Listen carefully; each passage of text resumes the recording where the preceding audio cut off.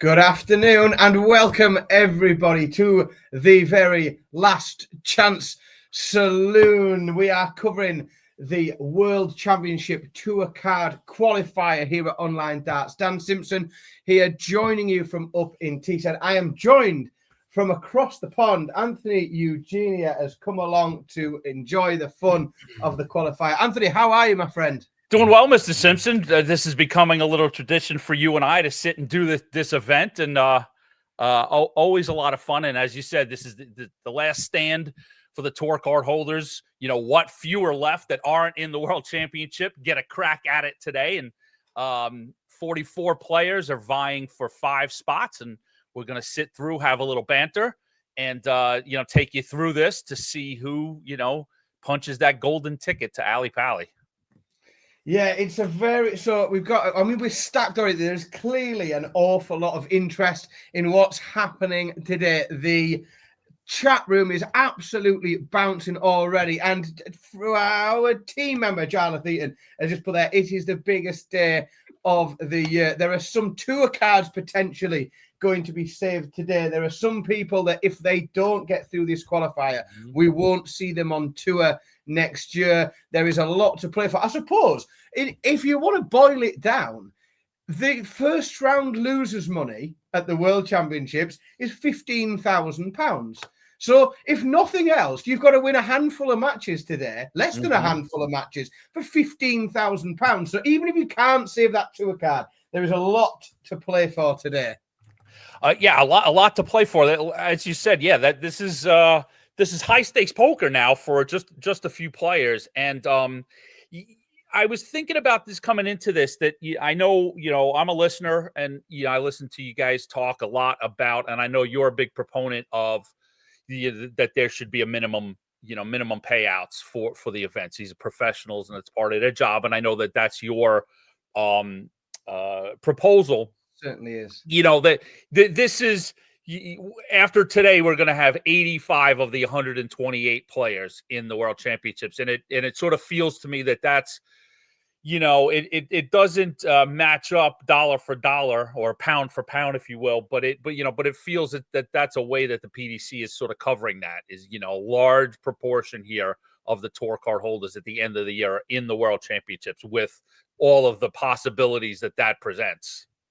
Yeah, absolutely. And it's there is a part of me as well. Whilst I am very much, and it's no secret that certainly those Pro Tour events, if you want to professionalize the sport and allow people to commit more time to practicing and develop and grow the game, then you should be allowing people to, or it shouldn't come at a cost to people. But there is an element of me that thinks that now that we've got to the World Championships, I think if you haven't managed to get there, there are so many spaces on offer now. There are so many opportunities for players to get there. I think it's almost it's sort of a message from the universe. If you haven't made it to the World Championship, when 85 out of the 120 are there, maybe it's time to have a look at something else, isn't it? Yeah. I've been corrected. It seems that it's going to be 87 at the end of the day, based on, I guess, some other ways players have qualified. But to your point, yeah, I mean, that's the counter argument, right? Not to be disrespectful to the players who don't get in, but that's what, say, somebody like Matt Porter has said, and we've seen that in interviews with Phil, that, at the end of the day, with all of these opportunities, if you are still on the outside looking in of 87 out of 128 spots not in the Worlds, there's just a place where maybe being at a professional level is not your bag. Absolutely. And with that, we are off and running. We have got games starting. They are starting thick and fast. Don't forget, folks, we do have a 8 incredibly unlucky players who are going to have to play one more match than everybody else today. In all, because we're dealing with such strange numbers and we need a bracket that gets us down to 5 people.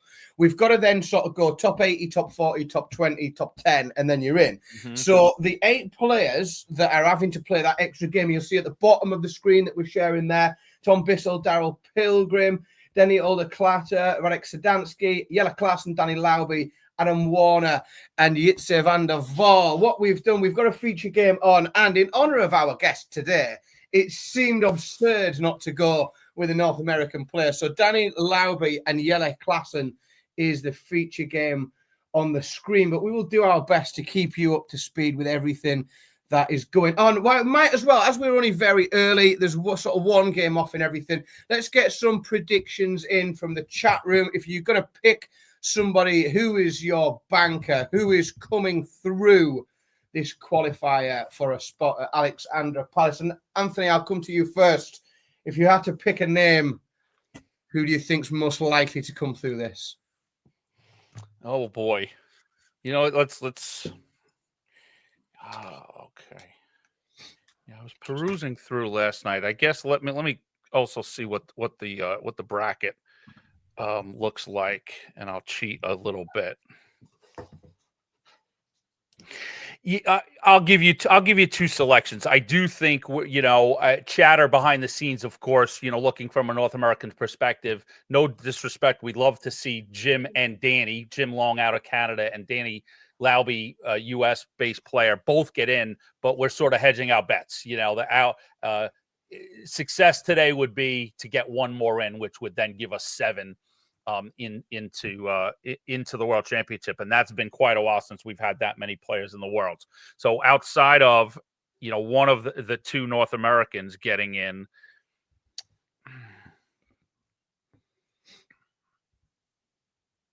I like Willie Borland and Reese Griffin.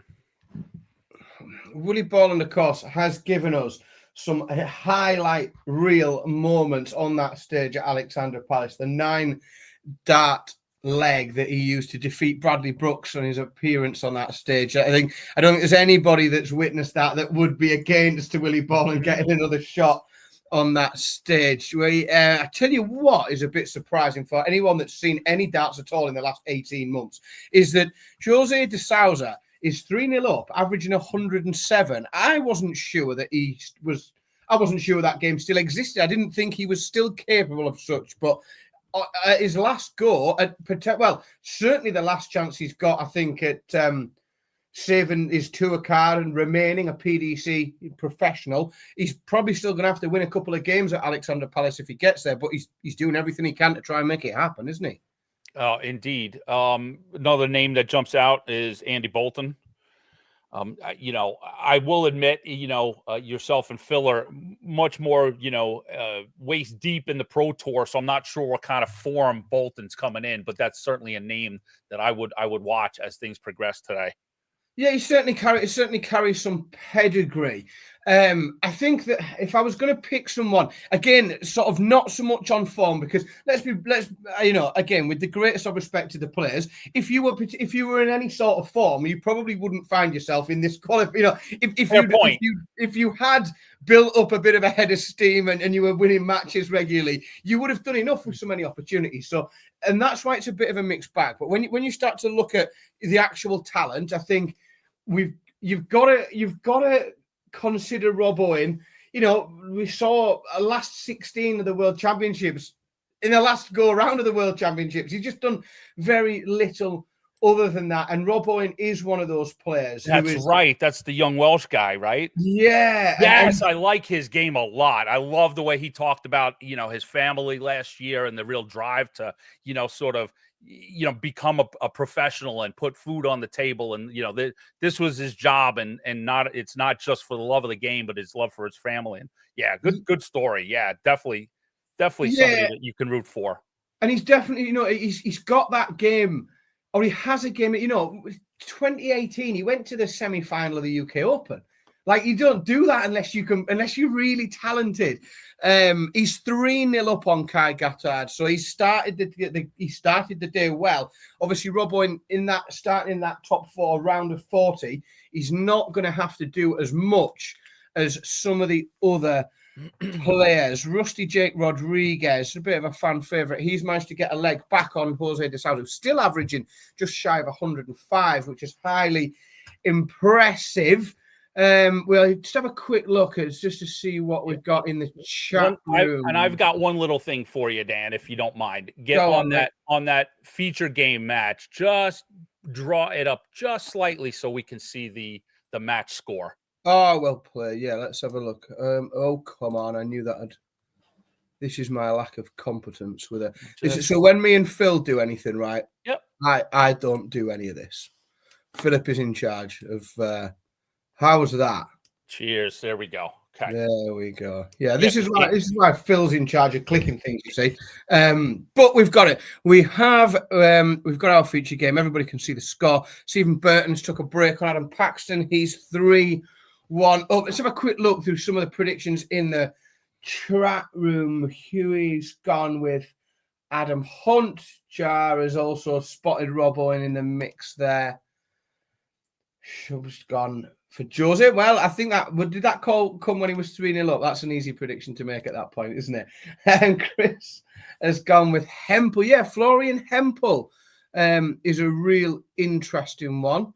What else? Oh, yes, good point to make, Jonathan Eaton. Don't forget, the World's Draw is live here on the Online Darts YouTube channel at 4:30. Obviously, the draw is live elsewhere, but you won't get the crack and banter from the team at Online Darts along with it, which is arguably far, far superior than what you'll get anywhere else. So, yeah, 4:30, Jonathan Eaton is going to be steering the ship for that one.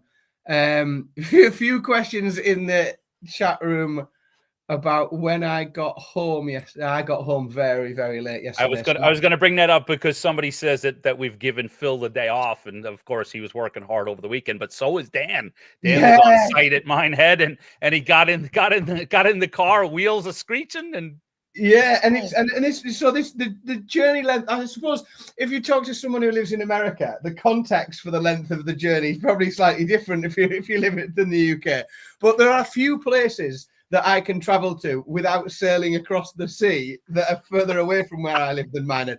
So it was about 8.5 hours, all in. So it was very late when I got back, and I am quite tired today. I was up, Mr. Simpson I was up this morning for the school run, got the kids to school, and I resisted the urge for a nap after because I was terrified that I actually wouldn't get myself back up and awake again for this one this afternoon. We got lots of picks. James has gone. He's gone full in. He's picked his full set. Hempel, Owen, Burton, Slevin, Griffin. Hang on, we've only got. Oh right, that's his quarterfinals. He's got his quarterfinal lineup there. Oh,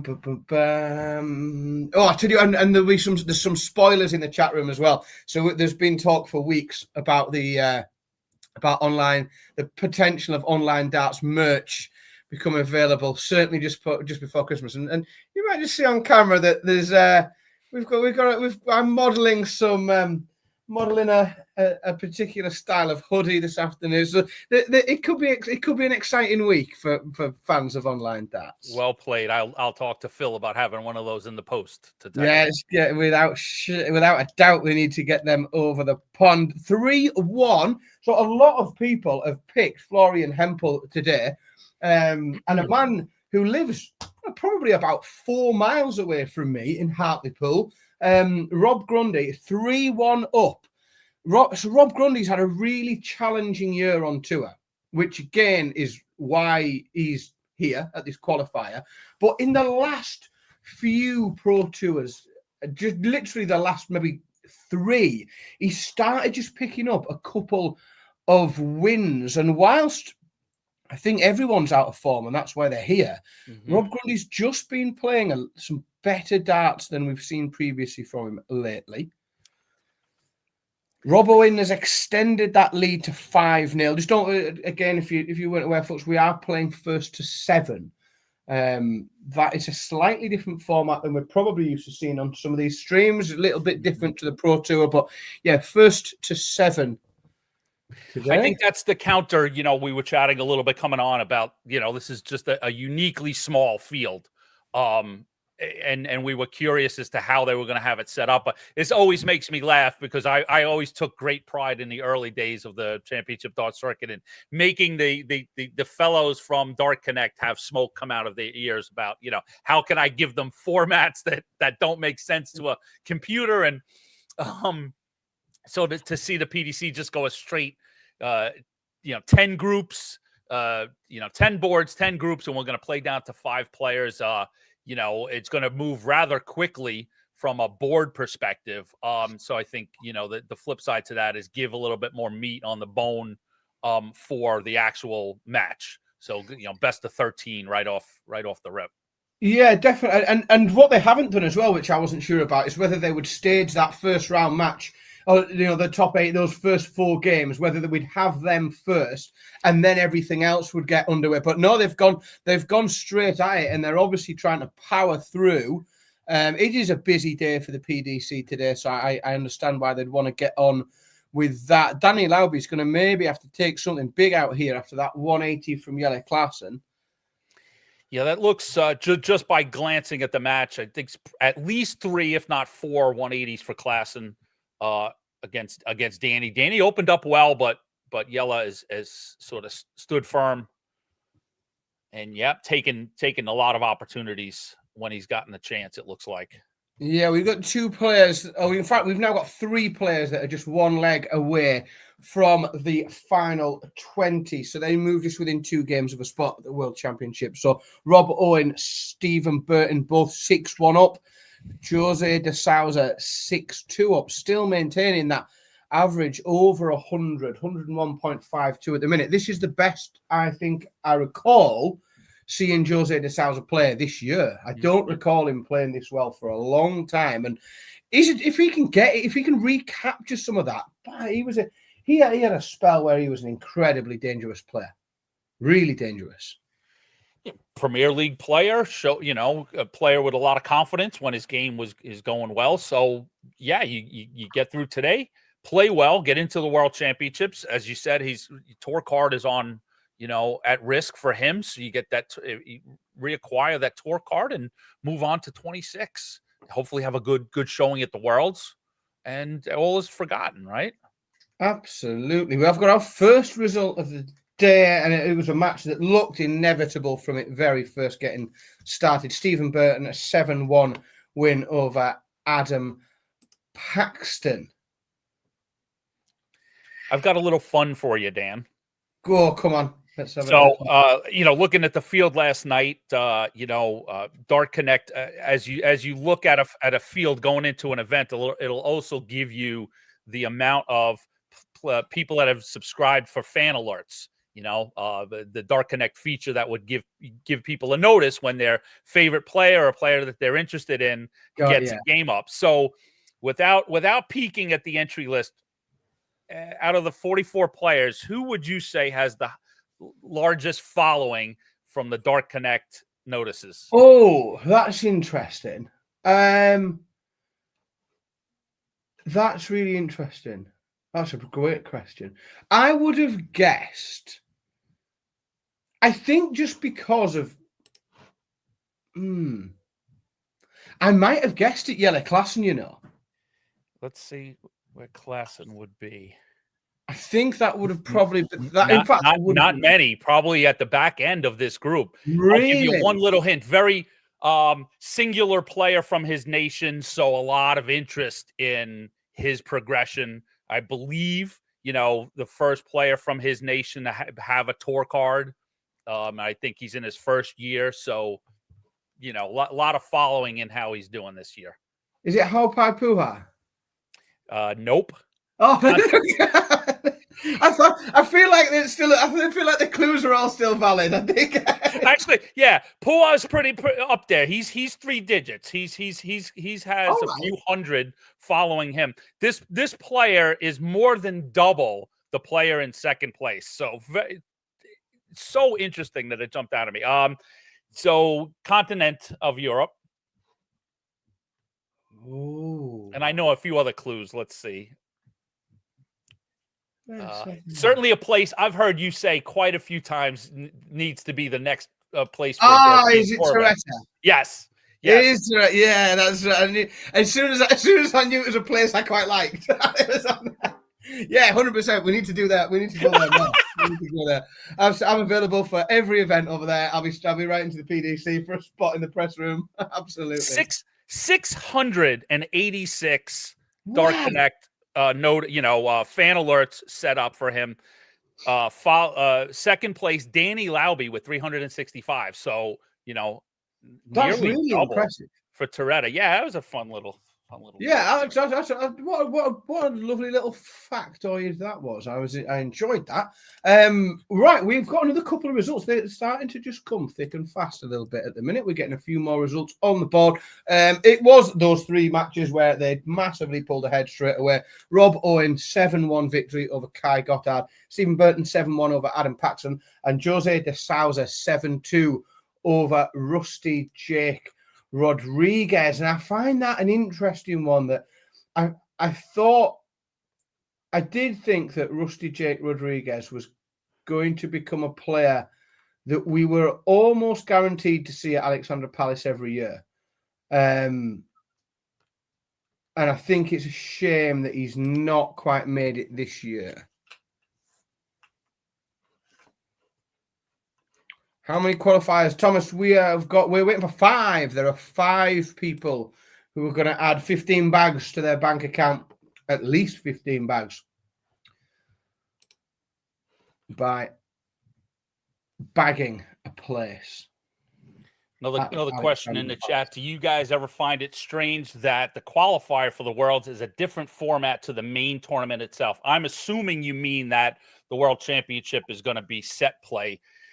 I mean, they play a pro tour all year long. That's leg play. They play a lot of other tournaments, so it's not uncommon to have an event like this have a little different twist going into a main event that has set play. Yeah, and I think it keeps everything very simple. Mm-hmm. I have, a leg play format is very easy, very simple. People will argue that it's more pure in terms of it. The better dart player will come through. There's less tactics. There's that. There's so much of set play that involves timing and things happening at the right time, and things can swing very well. Whereas this is just about winning more legs than your opponent. And I think it's a more pure way of qualifying for something. Yele Klassen has gone 1 away. That game remains on throw. So Danny Lauby, darts in hand now to try and force a noble leg. Dylan Slevin going 1 away. That was a player that I think we were chatting in the press room yesterday in Minehead, and that was a name that I felt lots of people had on their shortlist of people they thought might come through this event. Was Dylan Slevin. He's 6-3 up on Victor Tingstrom at the moment.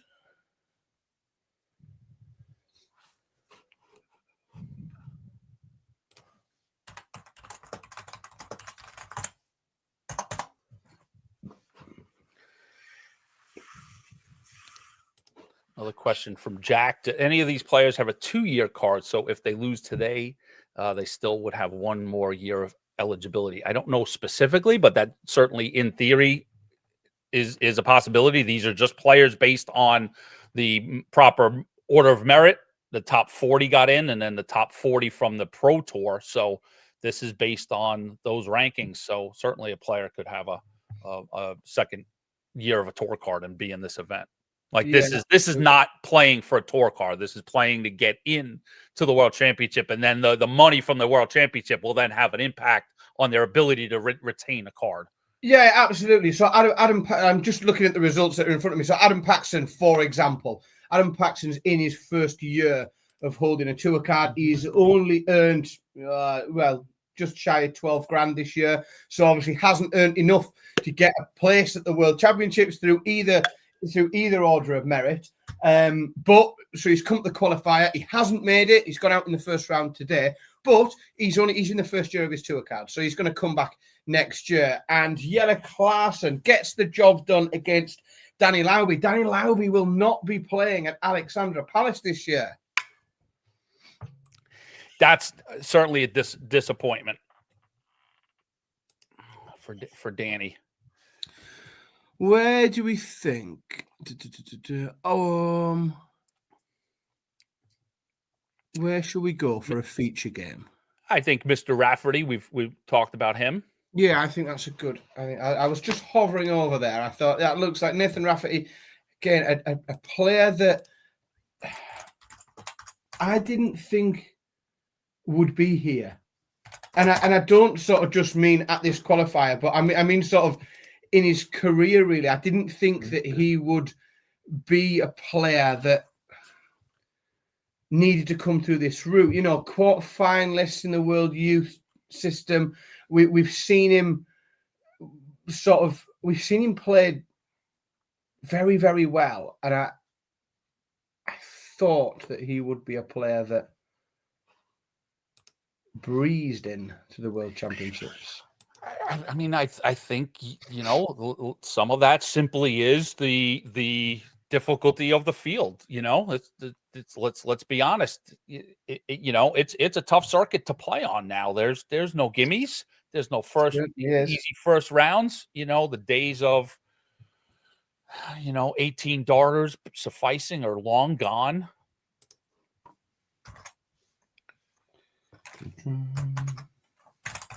So there's going to be players that are on the outside looking in that have talent.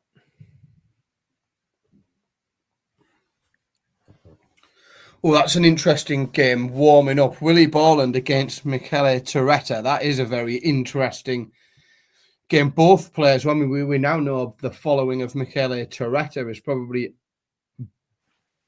bigger than we thought.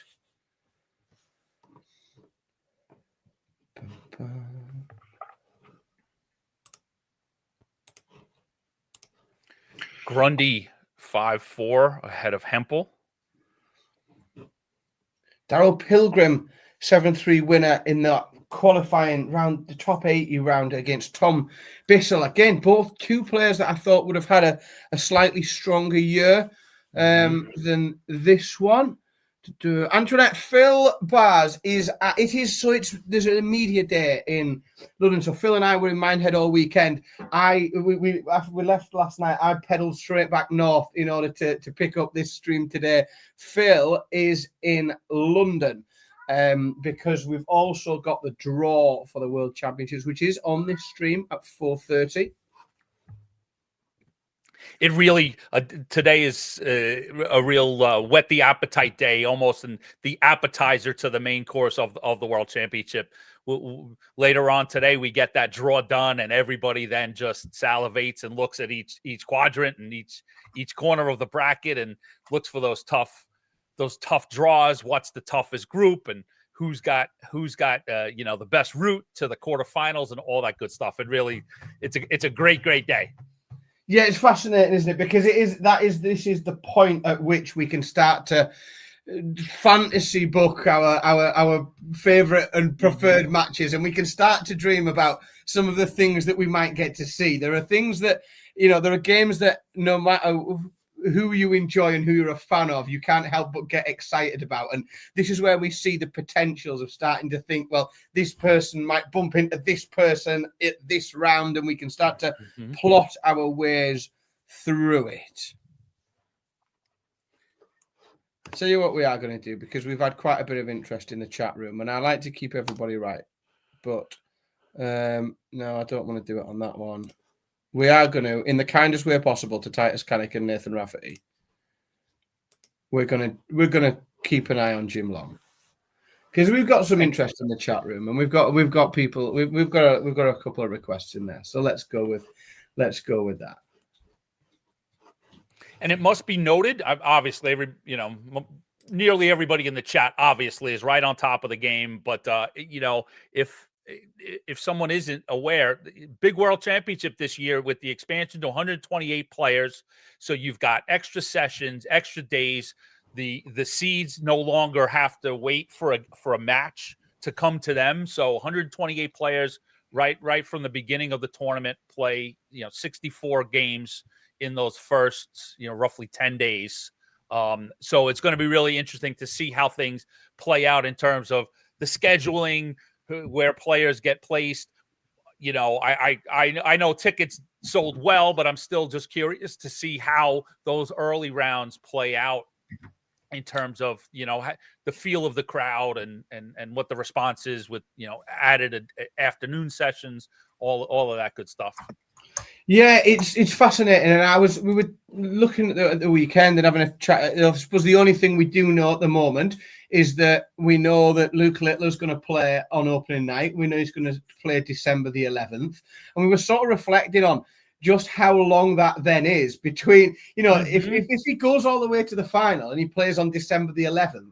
And then the final is, I think, the 3rd of January. Like, it's a huge amount of time to be playing the same tournament. When you think that the guy's just won a tournament that he's come all the way through and he's done it in 3 days, and he's played all the rounds of that tournament in 3 days, having played 3 rounds on one day at the end, to then consider playing for 3.5 weeks a tournament it's a very different prospect, isn't it? It is, and that's one of the things. Along with now this year, £1 million for the winner is it's a way I convey to people the brevity of the World Championships. This is not a one-off. This is not a few blokes getting together at the pub for an afternoon. This is more than 3 weeks of play at a big venue with big crowds for big money, and it's a big deal to stay in form mentally, physically over a span of time like that. Yeah, it certainly is.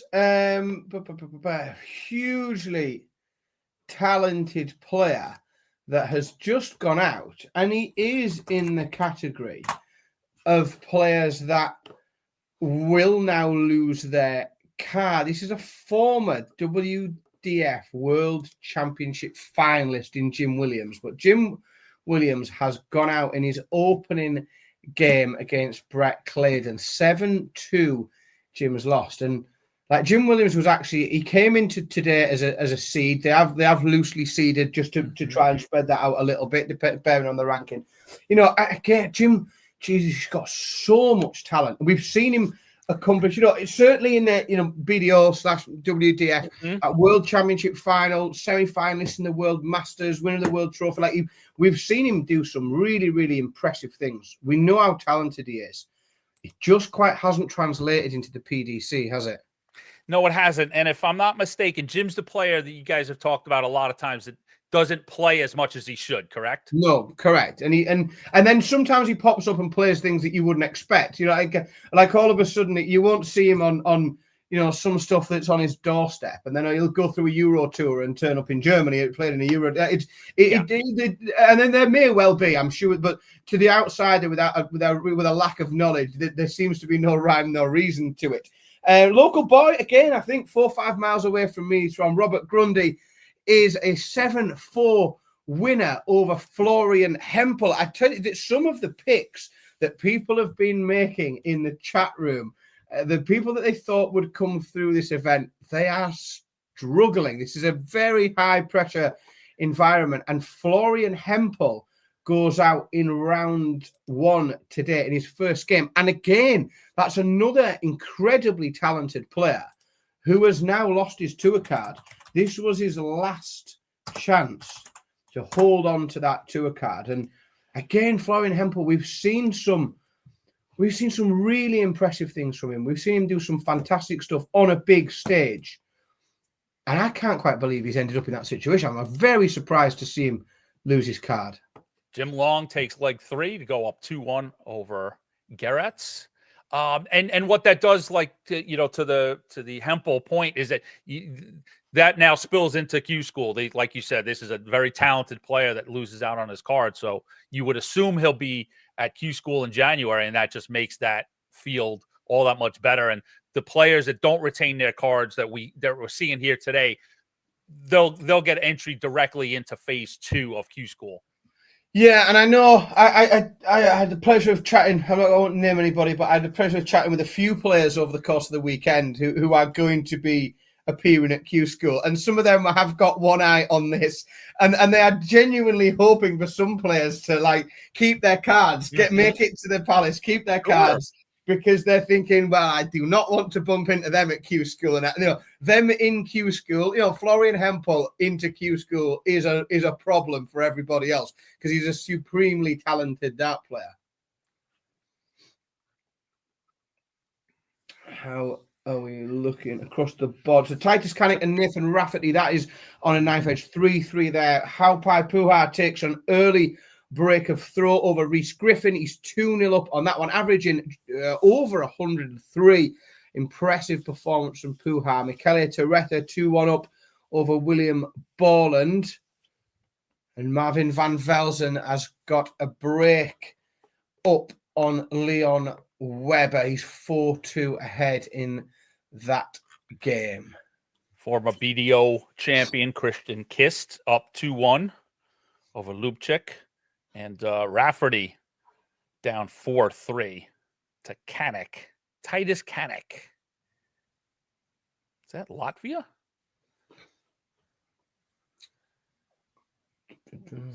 Red and a white flag. Not sure. Well, Poland? Poland, correct. Thank you. Poland.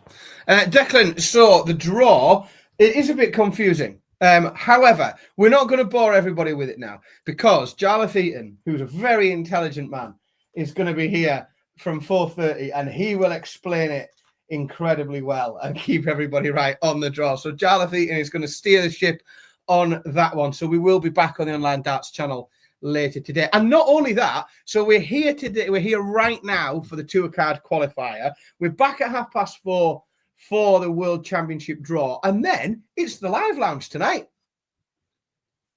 Packed day for Online Darts. It's been a busy week, let me tell you. It does give us a bit of a feeling of what's to come. I think, myself and the rest of the team, we know that the next few weeks are the busiest throughout the entire year. It's complete chaos. And we've got that feeling a bit this weekend. So yeah, Phil is down. There's the media day ahead of the Worlds in London. So he's gathering he's interviewing some people. He's seeing the draw.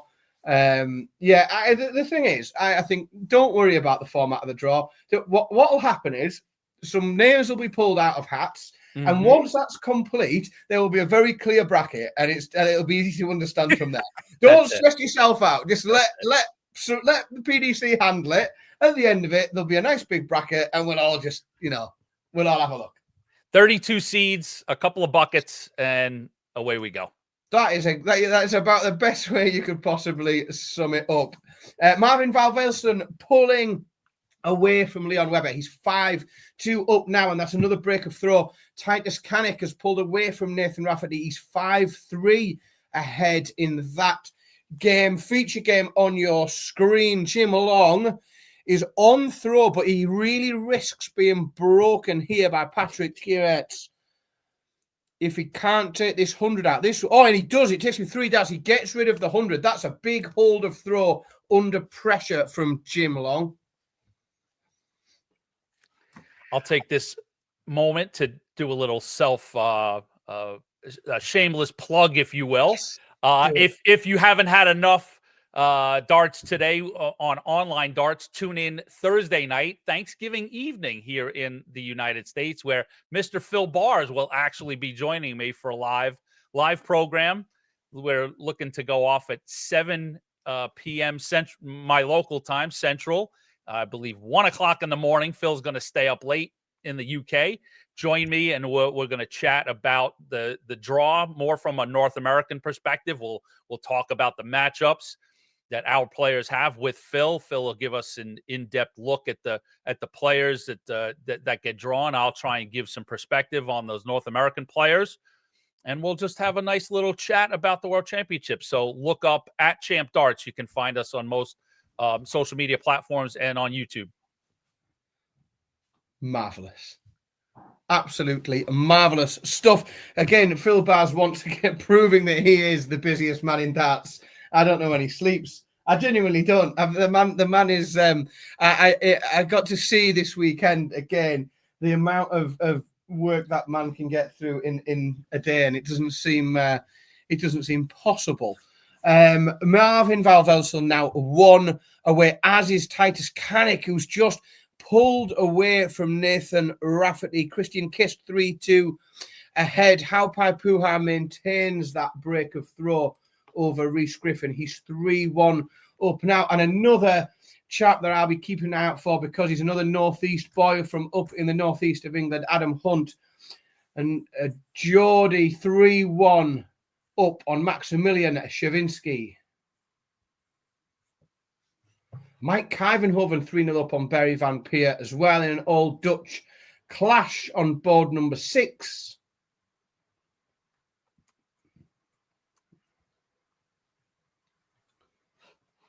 And they are going at some pace here.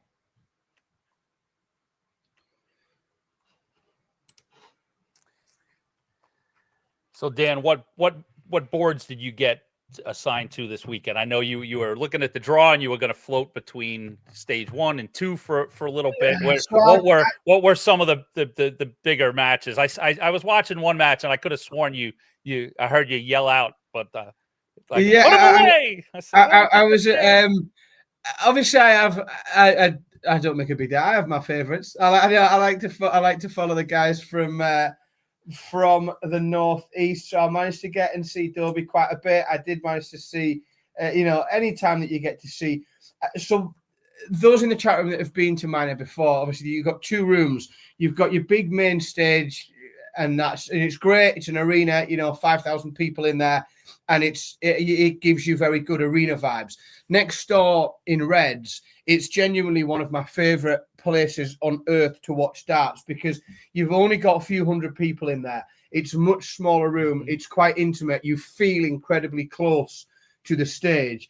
And I think it's probably the most respectful place I've ever seen people watch darts. You can often hear a pin drop. It's complete. There's no mill or chatter. It's just complete focus. And to see some of the players that we saw in there this week, the Gary Andersons that were in there, James Wade, Chris Dobie, we saw some of the biggest players in darts in that gorgeous little room. So that was quite spectacular. I really enjoyed that this week.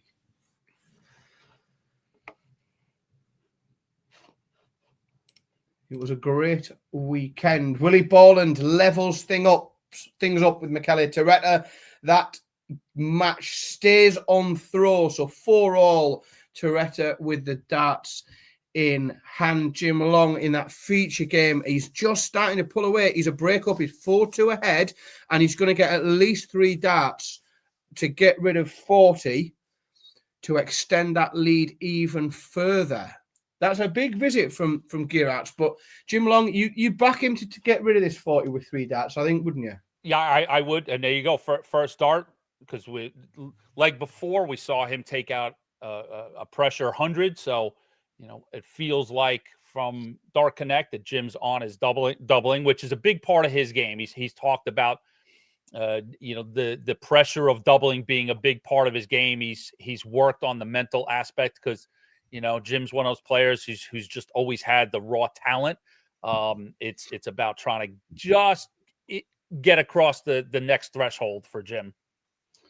Yeah, and he on his day he's incredibly capable, isn't he? And it's just about finding that consistency, learning to win is the wrong thing, but I suppose it's learning to win in this environment, learning to win against elite competitors, and that's the next stage I think in his career comes when he can really get that. And because talent wise, the ability to throw a dart accurate at a board, like he's really up there. Mm-hmm. And it's just that it's that, I suppose, a bit of mindset and a bit of competitiveness that's got to come along with it. Yeah, because I've talked to him, and it is a unique animal to walk in that room and realize you're one of 128 to a certain degree. Sell yourself on the idea that I truly belong here. Yes. I am a professional dart player. This is my trade now. And I have every right to these accolades and these and first place, just like everybody else. I can play, but the mental grind of going out and doing it 30 odd times a season and those other opportunities and continue to keep play at a high level. It's a tough task. It certainly is.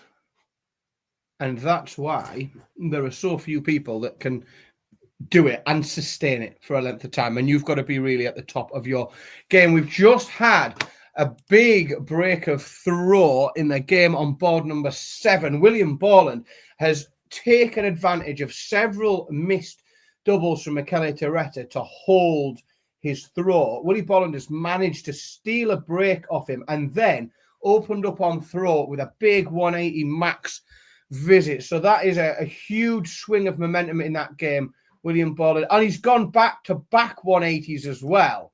I'm just going to keep an eye on that game for a moment because William Borland, having broke Torretta, he's coming back for 1-for-1. We've seen William Borland on that big stage post a 9-darter. Can we get a 9-dart leg here? Oh, he's missed a dart. Oh, he's missed a dart for it. He's just... Oh, Willie Borland. Oh, boy. He wants to get back onto that stage and do that again. Goodness me, the momentum has swung in that.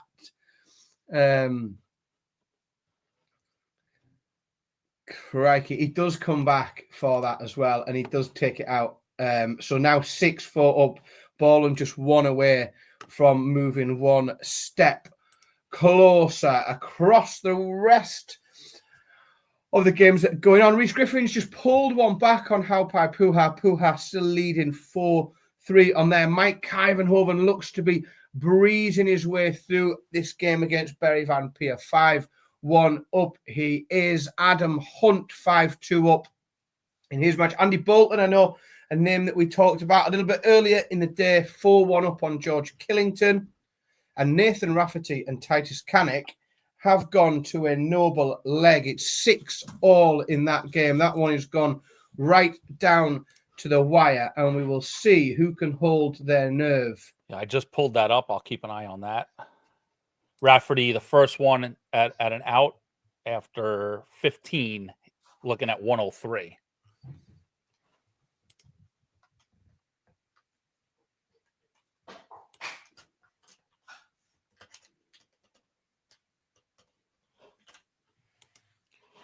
Leaves 20. If he gets a look at it, Kanek needs 143 in the deciding leg, hits an even 100. So Nathan Rafferty needs 20 points to advance into the last 20. Goodness me. Oh, we leave 5. So inside the wire for Rafferty. So Titus Kanek, 43. To take his spot in the next round. While that's been going on, William Borland has missed match darts for that game, but he's missed match starts against throw. So he's got back on through again, 6-5 ahead, opens with a 1-3-5. Kanek doesn't cash in. Rafferty back for 5. Doesn't take, he bursts his score. So 8 points needed for Titus to knock out Nathan Rafferty.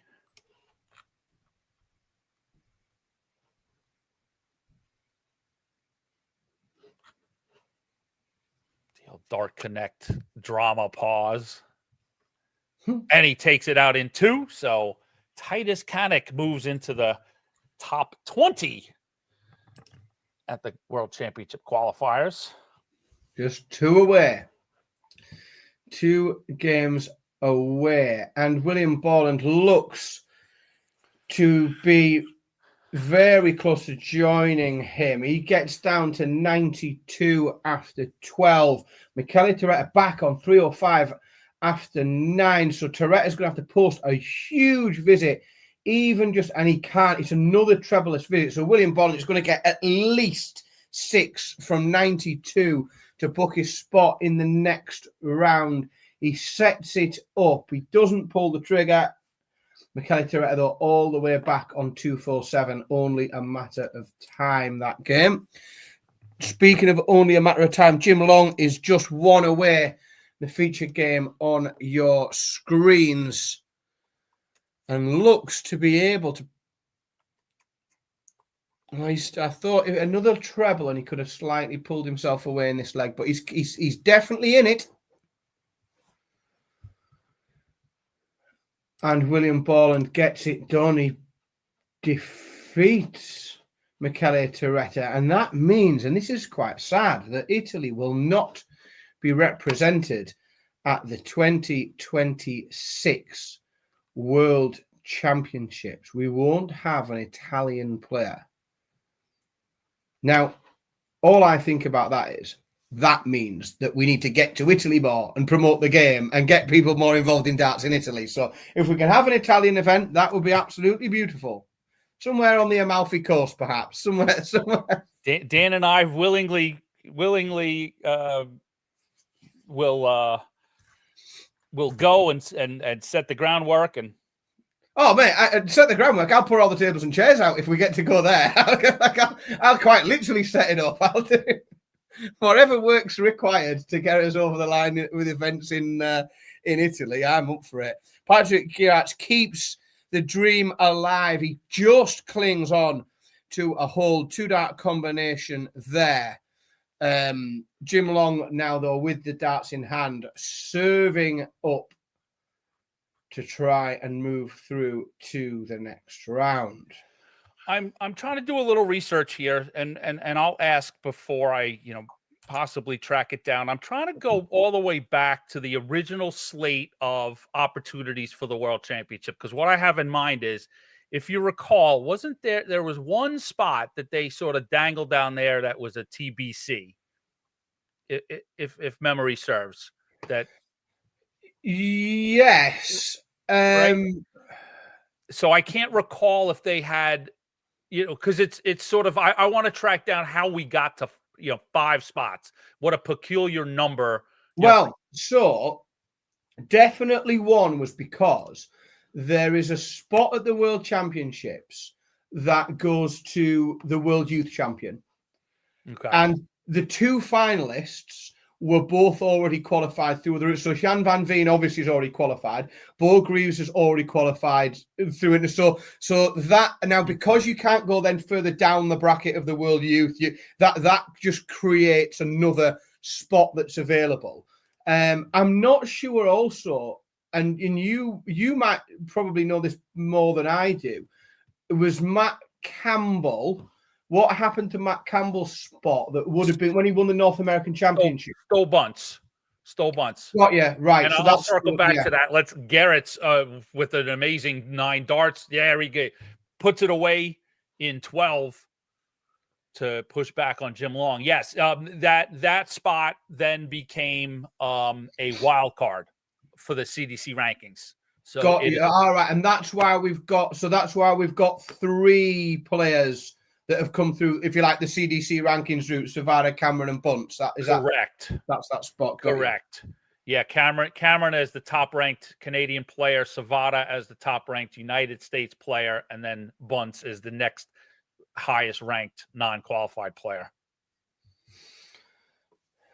But Jim Long looked really comfortable in this game, and all of a sudden, he doesn't look at risk, but it no longer looks comfortable, does it? Mm-hmm. Andy Bolton, however, does look very comfortable. 6-2 ahead of George Killington. And Andy Bolton looks like he's cruising through to the next round. To your point about Jim's positioning right here, I think these are those moments that he's talked about, that he's tried to put the proper work in preparation from a mental standpoint, to just when that additional squeeze comes on, that added pressure of the finishing line is just in front of you. You just need that additional bottle to get across that line. And what a leg from Patrick Girats. 131, backed up by 140, 140. He's got 90 left after 9. He's going to get 6 from... No, he doesn't need him. He takes it in 2. Wow. Now this is tense in this feature game. Jim Long, how is your nerve? Yeah, big back-to-back scoring legs from Garrett's. So Jim with the throw, as you said it. Now it's all up to Jim, and a 46 leaves the door wide open for Patrick Garrett's. So we're just starting to see the last of these top 40 games getting underway now. The guys that came through that qualifying round at the beginning, so Jelle Klaas and Radek Sedansky, they're just getting underway.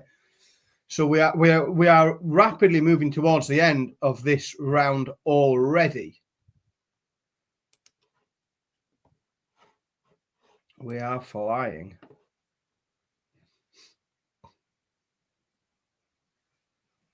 And Garrett's not letting up. He's just found something these last 3-4 legs, hasn't he? And he's elevated. There's now nearly a 10-point gap in the averages. He's picked it up from nowhere. Jim Long is clinging on to his throw here, but those 2 trebleless visits at the start of the leg are really hurting. And 100 for Garrett's to get himself first at an out after 9. After 2 impressive legs, and his scoring is not let up, and as Dan has noted, has increased a bit and added some scoring power to go over 100 average for the match. A 161 would be quite a way to dispatch Jim Long. It certainly would. But again, he's going to get 3. He's going to get 6 from 71. Oh, sorry, he's going to get at least 3 there. Because Jim Long, all the way back on 195, those trebleless visits have really cost him. He's not close enough. That is a big visit, though. And the pressure is on now. Yeah, Jim with the 2 darter.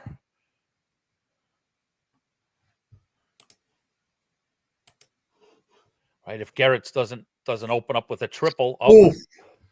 So 58 beckons for Jim Long, the Canadian, to advance into the next round.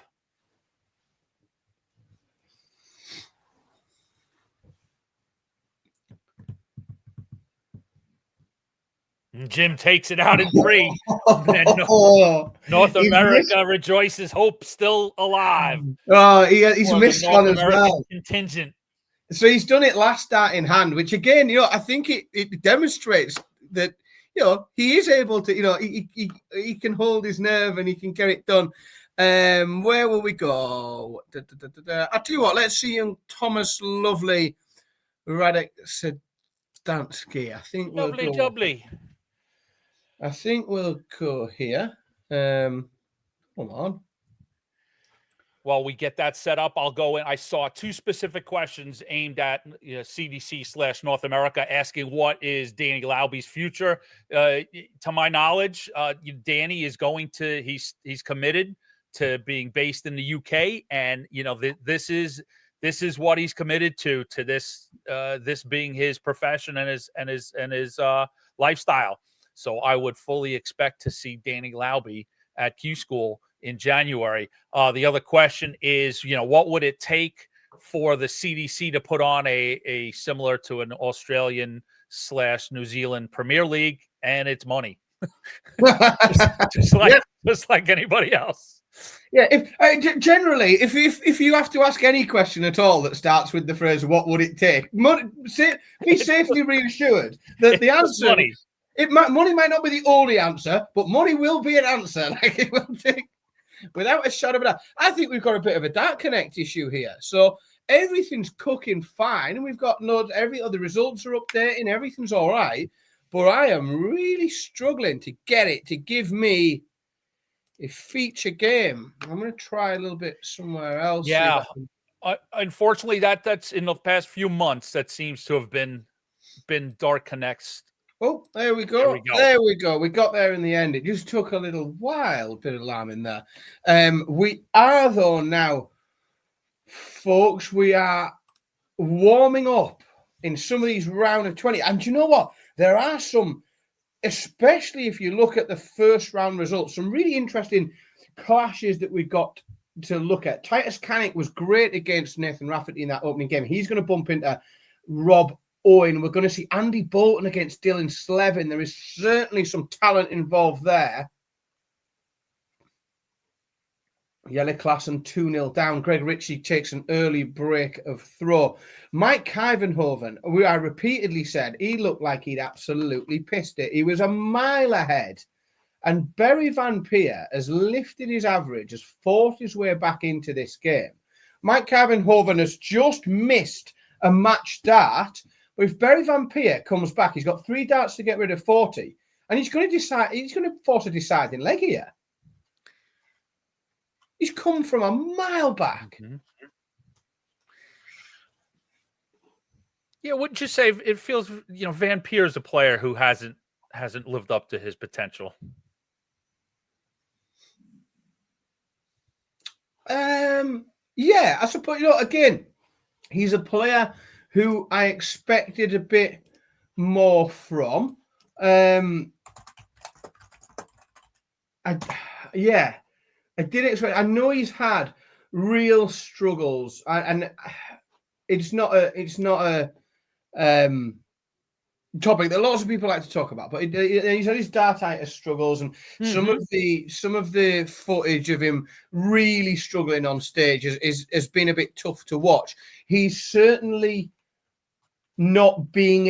I'm going to say he's not being able to perform to the level of which he's talented. Should he's a far more talented player than he has been able to present. I think that the dartitis has really just eroded his ability to kick on. And Mike Carvenhoven finally gets that job done in the end. He did sail a little bit close to the sun towards the end of that game. He let Barry Van Peer back in, but he gets the job done in the end when he comes back for 5. Jelle Klassen is in big trouble. He's 4-0 down after he was one of the players that came through that opening round. Again, this is a former World Championship semi-finalist, UK Open semi-finalist, Match Play and Grand Prix quarter-finalist.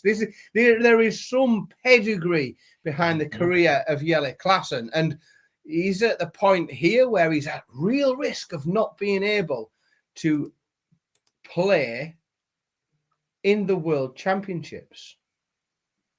Yeah, I think clearly out of the field, right, the most decorated player. You've got obviously some, in De Sousa as a Premier League player, and Kist winning over at Lakeside, but Klassen definitely with the deepest CV in the field. Yeah, I mean, he's not only, because we do have, we've got plenty of players floating around with the BDO WDF, credentials. This is a BDO world champion. Jelle Klassen won that world championship, but then he carried that through for so much of those sort of 2010 to 2018 sort of era. He was a real mainstay. And again, that semi-final of the World Championships, quarter-final of Match Play, quarter-final Grand Prix, quarter-final Grand Slam, UK Open semi-finalist, European Championship semi-final. Like, it's a huge CV.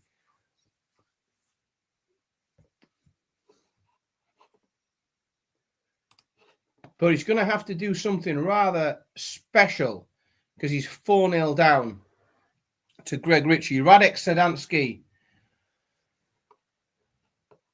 4-1 up on Thomas Lovely in the feature game, as we're getting underway now in those top 20 games. So yeah, we've only got 10 of them, so we'll have a game on each board. So that will go nice and quick, and then we'll be straight in, you would think, into the deciding matches. I love it. Top 40, top 20, top 10.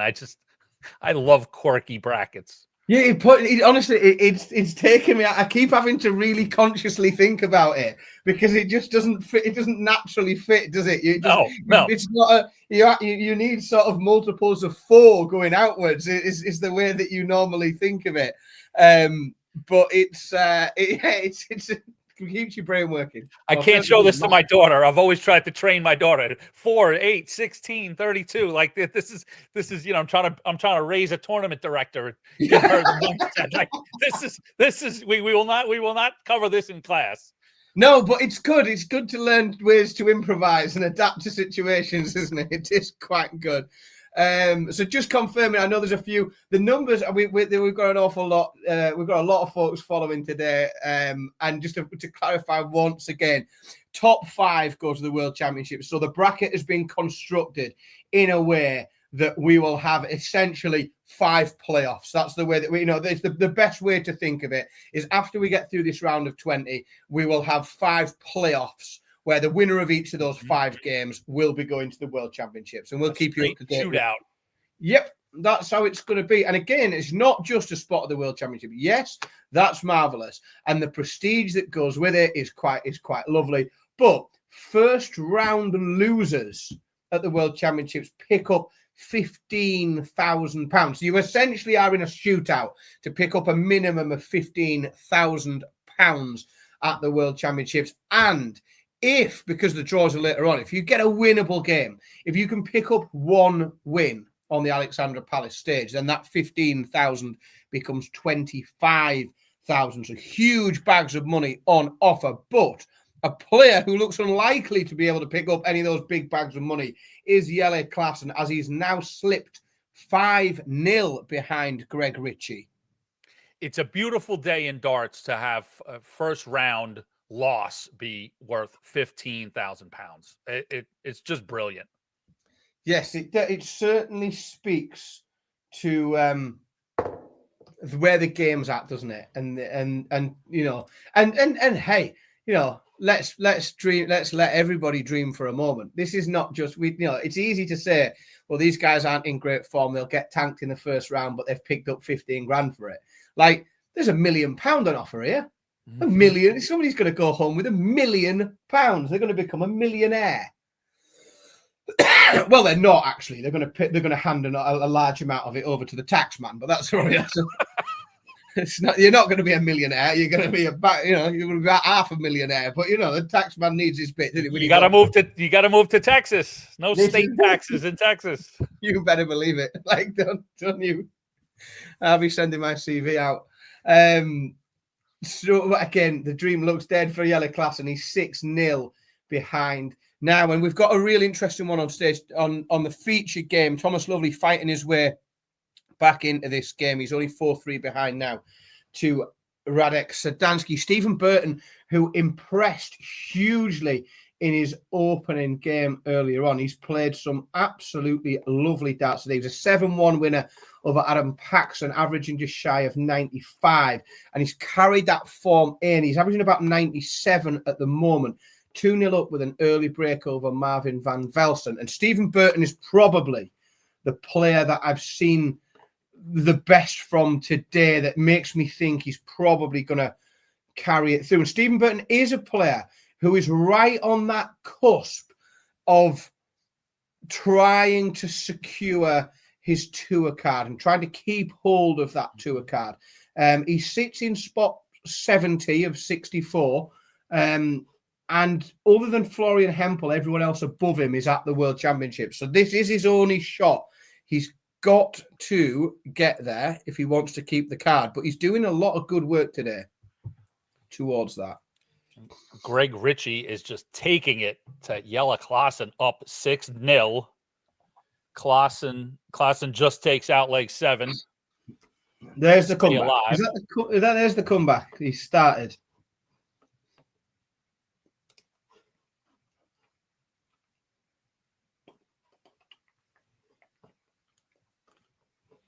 Taking a look at the chat. It was I wish I had Phil Bars here asking where I'm from. I'm currently a resident of Texas, but as Phil will tell you, I'm originally from the greatest city in the world, in his words. And I don't dispute it, New York City. So I'm a New York boy here in the States. I've been in darts seemingly forever, and I'm part of the Championship Darts Corporation that runs the circuit here in the States. And let's see. There was another question I wanted to talk to you, Dan, about. Let's see.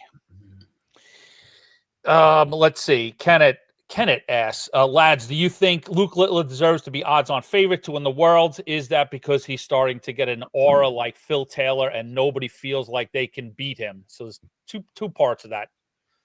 I suppose the short answer, or the boring answer, right, is that when we talk about someone as an odds-on favorite, and as soon as we start to talk about odds, we have to talk about bookmakers, and because they're the people that set the odds. Now, what that isn't is That's not the statistical likelihood of a person doing something. And that is not how likely they actually are in terms of where they rank against their peers and how likely they are to win matches more than, Luke Humphries, Gerwyn Price, James Wade, etc., etc. And it's more about that the bookmakers are shit scared of having to of getting rinsed and having to pay out an awful lot of money if he loses. Because what you've got is with Luke Littler is he has breached so far through the world of darts. Darts has always been or it certainly has been in recent years, quite an enclosed sport in which those that are into it know a lot about it, but it doesn't break through into the mainstream in a way that, like, that my mum would know who a famous dart player was. Like, she just wouldn't. It doesn't register in those parts of, like really out in society. Luke Littler does. Anyone that has a casual sports bet on the World Championships is likely to try and back Luke Littler if you make that appealing. And it's so likely that he could win it. That's the risk to the bookmakers. Odds is all about risk. And if Luke Littler wins, the bookmakers have to pay out, and that's a big risk to them. So they're not going to offer anything of any value. There will be you cannot really have a profitable punting career back in Luke Littler because he simply doesn't get you enough value. And that is and so does he deserve to be odds on favourite? You got to say yes, because if the bookies make him that, then it just means they're scared of him. They're scared. They think he can win, and lots of people do because So evens at the minute, but what we might see is that change later today, Malachy, when we see the draw. Because don't forget, he's evens right now. He's evens before the draw. Yeah. Oh. Yeah, evens before the draw. But again, there's no value in that for me. In order to make that worthwhile, it means you've got to put a large bag of money on it to make it worthwhile. And whilst he's incredibly talented, and I do think he will win it, there's too big a risk because anything can happen. It's darts, isn't it? Yeah, and that was the second part of the question. I don't, and Greg Ritchie completes the task, takes out Jelle Klaassen 7 legs to 2. So Ritchie now will advance into the top 20. I'm from that Taylor era, and although Littler is racking up the wins, I do think that there's players that, obviously Luke Humphries being one of them, that are quite confident playing Luke Littler. He knows he can beat him. He knows he's got the game to beat him. And I think there's a few other players in that position. Is it an easy task? Obviously not. But I can clearly recall the days that, Phil Taylor, akin to Bristol, walking in the event and just, to steal a Bristol line, like who's playing for second place was pretty much it. Taylor knew it, and everybody else knew it. And I don't think Littler's gotten to that place yet. From a persona standpoint, I think his darts are speaking that way, but I don't think that he walks in the room yet. Probably just based on his age. And looks at the room and it's like, hey, who's playing for second place today, boys? Yeah, I think it's interesting because, like, there are some, believe it or not, there are some cracks. There are some cracks in the arsenal. Like we saw repeatedly. I think was it certainly twice he slipped 5 legs behind in the match play, and over a long format, you just struggle to get him. Like, so Jazz put something in the chat room there. He's only lost 1 game that's gone 20 plus legs because the level is so sustained that he can have a couple off and he'll rattle, as many legs as you like out. I think a bit like the other Luke as well. If you're going to get them, you've got to get them early. You've got to get them over the shorter format. And I don't know whether set play is perhaps more likely for them, because you can, just drop a couple of legs, have a couple of legs off, and a set's a big. So I think it's going to be really hard. But I think if you get either of them, it's got to be early. Nathan, the draw for the Worlds is today at 4:30, and you can find it on this Where can you watch it, Dan? Channel. On this very channel, you'll see it. Not only that you will see some excellent banter and reaction to that as well. Jarlath Eaton steering the ship for that one, and then I'm sure we will revisit it again at 8 o'clock this evening on the Live Lounge. Radek Zadansky needs to take out 80. Mismatch starts from Thomas Lovely on a featured game. Zadansky does take out 80 in 2 legs to force a deciding leg where the Polish player will have the darts off first to throw for the match. Just a quick scan up and down these top 20 matches. So this is, don't forget, these guys are just 2 games away. They win this, they go into that straight shootout for a spot at the World Championships. Rob Owen has just been overtaken. Titus Kanik has found something in the last 2 or 3 legs, lifted that average up. He's now 4-3 up on the Welshman. Stephen Burton remains a break up on Marvin van Velsen. Brett Claydon 2-0 up on William Borland, and Jose de Souza has took the opening leg against Christian Kist. We're coming very close to the end in our last few games. Last few games in that round of 40.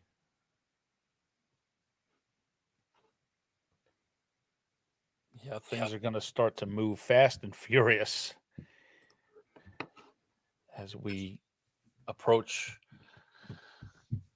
straight shootouts in the last 10, the round of 10, Dan. Round of 10. It's nice to say something different. We don't say that very often, do we? We don't often say welcome to the round of 10. The 5 players need a t-shirt. I survived the round of 10. Yeah, I was in the round of 10. This would be monstrous. Radek Zadansky, 170. Oh, whoo! He's gone close, but Thomas Lovely will get a go. 3 darts to get rid of 89. That massive 180 backed up by the 134s created him an opportunity against the throw, and Thomas Lovely gets it done. Takes out 89. He's a 7-6 winner coming through the deciding leg and books his spot in the next round. Now, he's a local guy. I haven't had him on the stream board yet, so I feel obliged to stick a bit of Rob Grundy on the screen because, you know, he's from close by to me and I'm in charge today. So if you don't like it in the chat room, well, it's tough, isn't it? I was going to say other streamers are, but I don't think they are today. I don't think anyone else is doing it. You haven't even got anywhere else to go. You're stuck with us. There's no place to go, Dan. No place to go other than onlinedarts.com. Yeah, you can sit and watch it on Dart Connect in silence, or you can listen to this. Well, don't threaten them with a good time, Dan. No. So, highly entertaining opening leg. Ton, 140. Rob Grundy leaves 161 after 9. He is putting the pressure on early on Martin Drag. Which player can give Littler a run for his money if they end up facing him in round 1? It's just what I like. Legitimately, mate. Who knows? Who knows? Like, I've stopped being surprised by things in darts. But what I will say is, I don't. We see people a lot talking about records, and they'll say, well, only 1 player's done this before, only 2 people have done this before, or Luke Littler would only become the 4th person to do X, Y, and Z. I genuinely believe with Luke Littler, you have to just put all of that to one side, put it all in the bin. It's irrelevant because it's what we're dealing with and what we're seeing here is so completely new to the way, because yes, we've seen amazing players in darts. Of course we have. We saw Phil Taylor dominate. We saw Michael Van Gerwen. I genuinely don't believe that we've seen someone do it in this way. We definitely haven't seen it from someone as young. We don't know what levels there are. And we also don't know how he's going to react to an incredibly strong-looking talent pool around him of a similar age that's going to come through and push him and elevate it even further. So I just don't think any of it counts. I don't think we need to think about how many players have done it before. Old standards and old rules don't apply anymore to him. No, absolutely not. Daryl Pilgrim is 1 away on board number 2. He is racing his way through to the last 20. Travis Dudney is going to have to take out 25. He does do it, though, but that was only a hold of throw. So Darrell Pilgrim, 6-2 ahead. He's going to get loads of opportunities to book his spot in the next round, but Pilgrim on throw, so you would back him. Opens with a ton. You will certainly back him to come through that one. The Salsa and Kist both on fire. Over 100, 3-1 De Sousa. It's difficult to see Jose De Sousa not making it from this point, isn't it? Because of what we've seen. And if I'm honest, when we started, he wasn't on my shortlist today. I just haven't seen anything from him that made me. Yeah, it just felt he's been flat, and he was going to continue to be flat. Yeah, I really thought that we were not going to see much from him, and we've really seen an elevated level from him today. It's the best I've seen. Not only that, but he hasn't just come and had one good game. He's backed it up. He's maintained an average over a ton across multiple games, which it's been completely missing from his game of late. Tough though, because James has mentioned that he thinks that Dylan Slevin would beat Jose De Sousa in that deciding game. However, that will only happen if Dylan Slevin is there, and at the minute he's 3-2 behind Andy Bolton. With the Scotsman just keeping his nose in front. Stephen Burton goes one away. He's 6-3 up. Stephen Burton has been really impressive today. Really impressive. Right, I'm going to just leave you for a moment or two. I've got to just nip into the other room for 2 minutes. You got it. And I'll be back momentarily.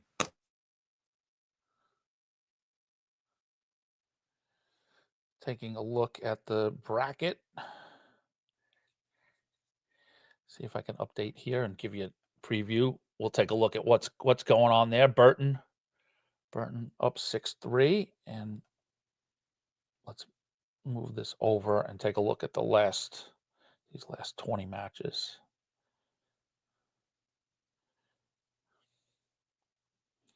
Very, very weird. I'm trying to update the bracket, and they have not moved Jim Long through.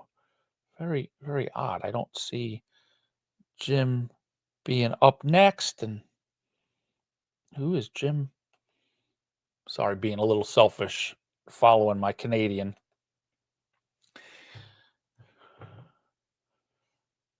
In front of us on our showcase here, Martin Dracht up 2-0 on Robert Grundy. Out on the rest of the floor, Titus Canuck up 6-3 on Rob Owen. Stephen Burton dropped in his scoring, played a little better earlier, but still ahead 6-3. And Titus knocks out Rob Owen. The Sousa still ahead on Kist, 3 legs to 2. Those averages dropping a little bit, but still very high quality. 100 averages for both. Keeping an eye on Bolton and Slevin. Those winners will clash in the next round, which will be a win and get into the World Championship venture. So Andy Bolton just edges ahead 4-2 ahead of Slevin. Brett Clayton 6-1 ahead of Willie Borland, and Stephen Burton just goes up 6-4 on Van Velzen. So some players headed into that top 10 round. So today a little quirky. We've got 5 players getting into the World Championship today. So essentially it was 10 boards, 5 groups, and you win your group, you're in the World Championship. So we're going to have some real exciting matches to cover in a few minutes. Dan and I will just sort of line them up at the top 10 stage, and it'll be a straight shootout, win, and you're in the World Championship with that guaranteed £15,000 for first place. Thanks, everybody, for joining us today here on Online Darts in the chat. I'll take a look, see what kind of questions we've got. I'm thrilled to be joining Dan today. if you're unaware, my name's Anthony Eugenie, and I'm part of the Championship Darts Corporation. I also host a podcast called Shooting the Bull, and we're going to have an episode this Thursday. And Phil Boris is going to join me, and we're going to take a look at, post today's draw. Later today, we'll have the World Championship draw proper. So we'll have a little fun looking at, from my perspective and my group's, North American perspective, who those players have drawn and what kind of quadrants they're in and what things look like there. Well, I think it's quite exciting, isn't it? Obviously, for that it's sort of interesting that some of those players, and we talked a little bit about this, Phil and I, because I think he was sort of the most unlucky man in the history of draws when Alex Spellman got that horrific group at the Slam. But in a way, it's amazing because you get that experience of playing those huge names, and you get. But so I think there's potentially for the guys coming from the CDC, there's some really interesting games, isn't there? Because you could get an absolute headliner and be, you'd be the main event on the TV and go on last and have all the pomp and circumstance.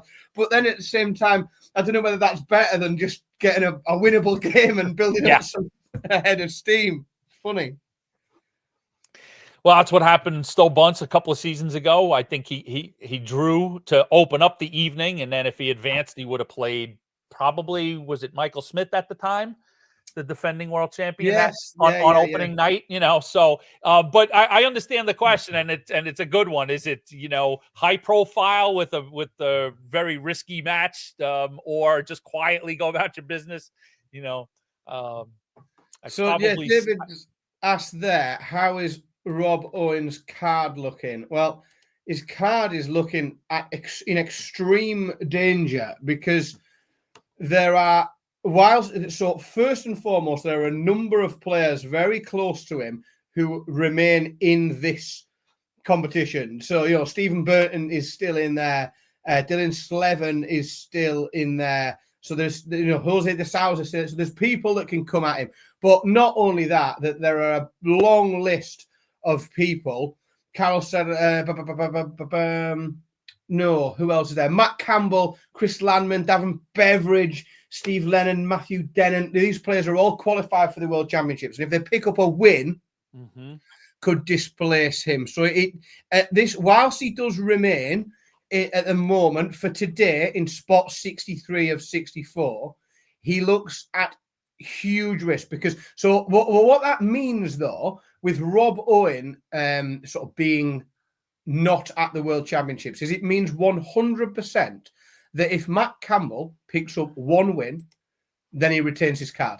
It's very simple for Matt Campbell. It doesn't matter what anyone else does. If everyone else at the World Championships that's around him picks up a win, Rob Owen not being there means that one win for Matt Campbell and his card's safe. And so that goes to, this afternoon's draw. It'll be very Matt Campbell will be watching that with bated breath to see who that first round opponent is going to be. Because a winnable game there. And again, that's career changing because that gives him another year. Gives him another year on the Pro Tour. We know how good Matt can be. And we know that the game that he's capable of producing. And a lot of it's about creating opportunities to get that game out, isn't it? In order to get that game out and in order to show what you can do, you've first got to be there. That's the, and there is an opportunity to make sure that he continues to be there. We've seen a really impressive day so far from Haupai Puha. He's averaging 105. Again, it seems he's 3-0 up on Greg Ritchie, who again himself has been no disgrace today, but Puha looking like a man who is very, very determined to get on that stage at Alexandra Palace. Darryl Pilgrim just ahead 6-5 on Tavis Dudney. I'm going to up. We're tied at 6. So I'll just open that up and I'll keep tabs on that. Darryl Pilgrim, I really expected more from him. Obviously, he's in his first year with a tour card, so he's were we expecting too much? But 24 grand over the course of this year, I did really expect to see him kick on a bit more. We saw him so impressive, arguably for in the year that he got a tour card, he was generally talked about as being the best player in the world that didn't have a tour card. He was playing superb. We saw him top the group at the ADC's Global Championship. He played superb. Ended up losing the semi-finals, I think, to Devon. But like he was superb in the run-up to getting his car. We saw him a lot of the Super Series, and he has underwhelmed, I think, this year. He's fallen short of what I thought he would deliver. He does open up that deciding leg with a 180. Dudney matches back with a 139. So, but some faltering scoring. They're both through 9 darts and still in the 200s. So.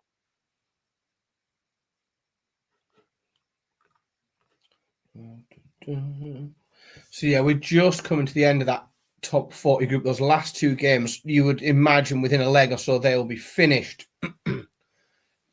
And it's going to be very, very soon that we start. Salsa and Kist keeping a good standard.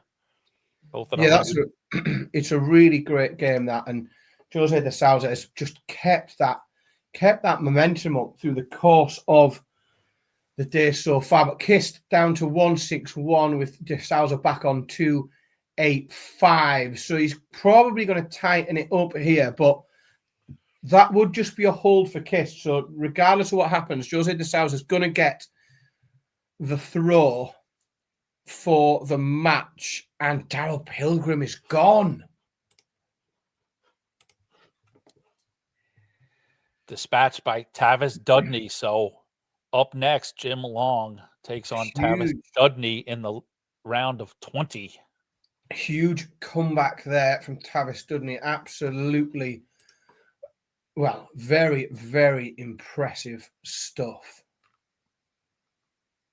Again, Tavis Dudney, came through Q School in his first year with a card. He's picked up less than 10 grand this year throughout the whole year. So this is absolutely huge. Getting through would secure in one afternoon 1.5 times his entire year's earnings. That's a mad statistic. That's completely bonkers. And if that doesn't speak to paying first round losers money, like there's no way that guy's in a profit this year. Like he's had to pay travel, hotels, everything else. Without a doubt. But like if you can do a year and a half salary in 3 games in an afternoon, then good on you. Like, well, if Tavis Dudney can pull that off, then that would be highly impressive. But it's going to be a challenge because he bumps in, as you say, to Jim Long in the next round. Martin Dracht looking to pull away here from Rob Grundy. He's coming back for 888. It's taking a little while to update though, so he gets it done. Takes him 2 darts. He's 5-2 up now, and Rob Grundy's going to have to produce a rather spectacular comeback. And Jose de Sousa goes back-to-back 140s. He's down to 108. I just opened it up myself. On 228. So 108 for the match now, Jose de Sousa.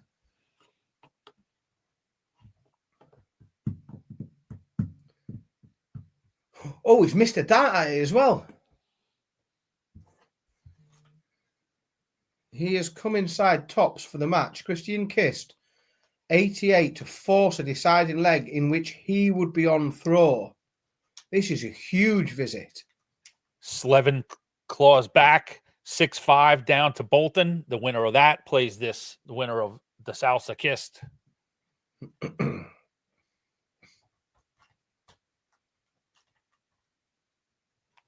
That's it. Yeah, Jose de Sousa gets it done. That man is responsible for one of my most joyous moments in darts. It's not that I'm a particularly big fan of him, but a lot of folks will remember that obviously all the live darts with crowds was paused during the COVID period, and we didn't get to go to darts for such a long time. And I'd missed a year of Premier League events, and I'd had tickets to so much and plans to get to so many things that all went out the window. And then when they brought back the Premier League, they brought it back in a very large room with a very few amount of people in it. It was 1,000 people in the MK Arena and the Master Arena at Milton Keynes. And I managed to, and I was there. And there still was a couple of other members of the team as well that are probably in the chat. A few of the online darts boys, we met up in Milton Keynes. We managed to get there. And that was the night that Jose de Sousa took out 120 with 3 tops. And it was the first night back. And it literally, I cannot tell you how good it was it was the first time we'd missed so much darts and we were all back in the room and we'd not seen each other for so long and we were all back together having a beer. And then he went and did that and it just lit something. You just think, oh, we're back after all this. Everything's right back with the world. Nonsense and rubbish that we've had to put up with. Like the world is back to normal. And Jose de Sousa is doing mad things on a dartboard. Yeah, it was very special. Loads of fun.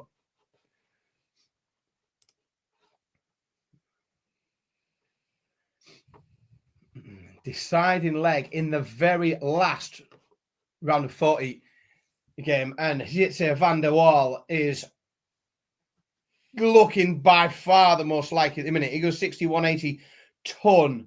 Joshua Richardson 77.80. He needs a huge visit here to put some pressure on. He can only find a ton, so van der Waal will have 6 darts from 161.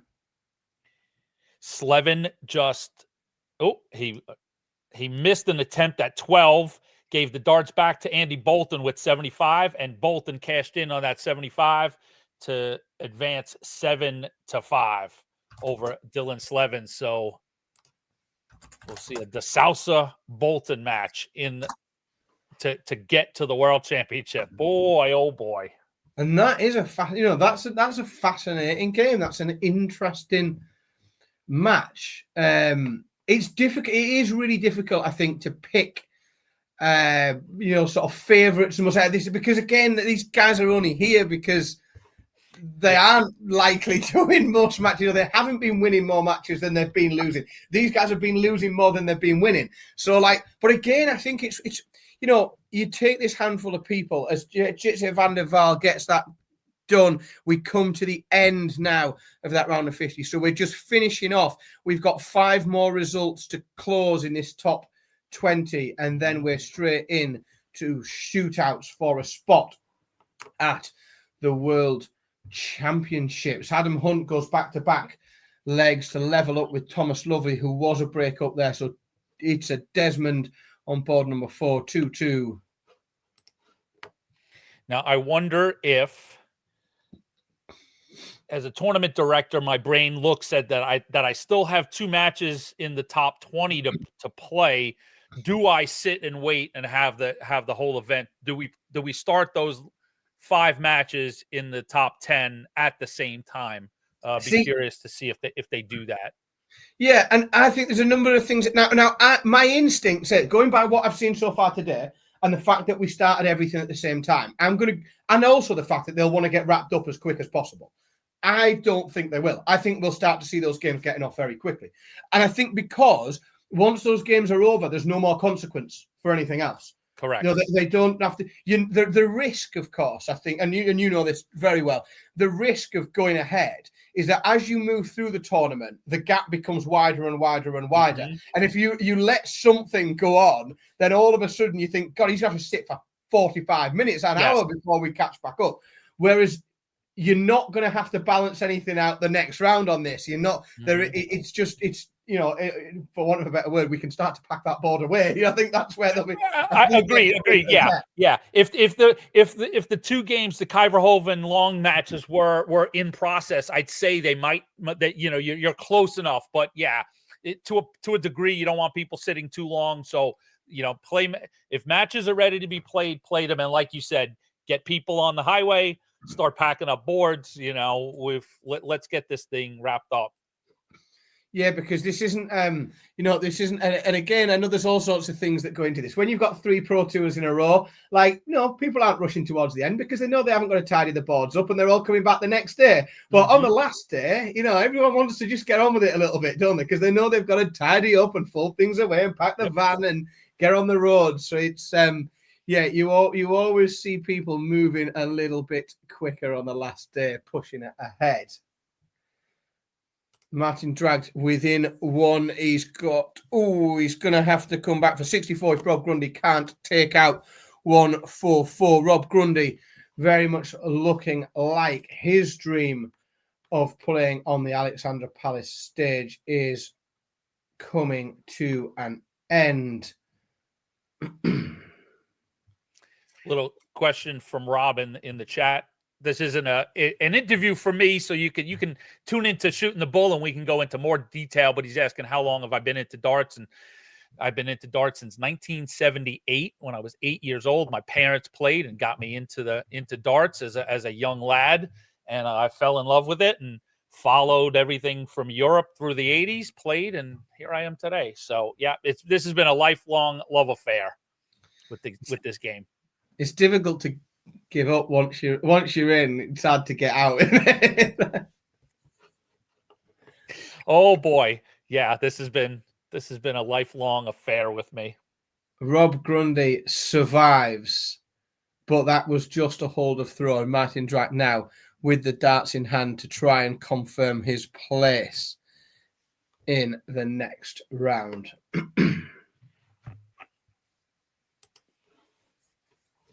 Now underway, Jim Long and Tavis Dudney. So they're not messing around. You know, it's not a long time since Tavis Dudney got finished in his match. And I'm not sure it's been 5 minutes, 5-6 minutes maybe. I think it is literally quick comfort break and then straight back on with it. It is. When you're running a tournament, if you're unfortunately on those boards that are lagging behind, you look at the player, say take a quick comfort break if you need to, but we're right back up. We've got to get things moving.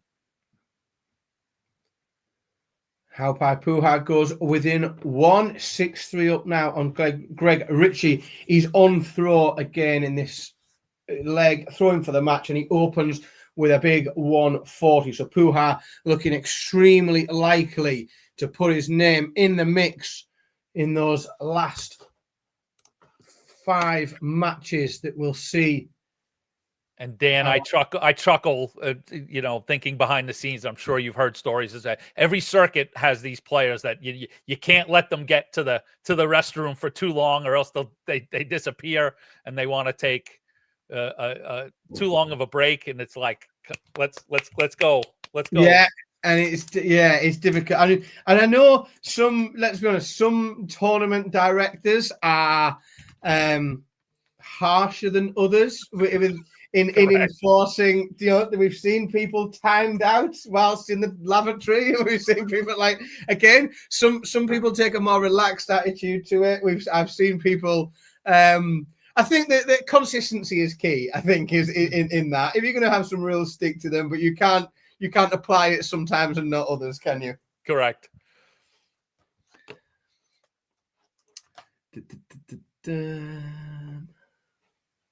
Right. Tavis Dudley. Up 6-3 on Greg Ritchie, and we saw he's going to get an amazing fly around. He's going to come back. Greg Ritchie's back on 2-4-2, so nothing he can do at this point. All he can do is try and leave himself, the most gettable finish he can, but he won't be able to stop Halpai Puha coming back for 70 for the match. So Puha and Greg Ritchie can treble us again. So back on 184. Puha, no pressure on him whatsoever. He's going to get 6 darts from 70.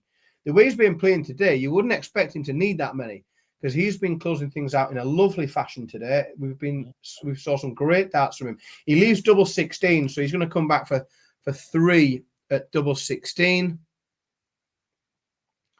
And Rob Grundy, the dream is over. Alexandra Palace will not be hosting a man from Hartlepool this year. Hartlepool will not be represented at the World Championships. And that is also Rob Grundy's tour card gone as well. I don't know whether or not we'll see him at Q School. That will be interesting to try and find out from him. So that moves Dract into the last 10, and he'll take on the winner of the match now in front of us for an elimination prospect. Yeah, I know we've had Jim Long on here, but the other games in this round are so close to the end that it makes no sense to pick them up right then. Halpai Puha comes through that game. He gets the job done there.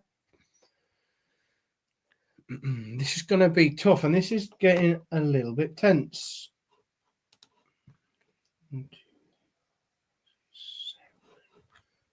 So we're done in 7.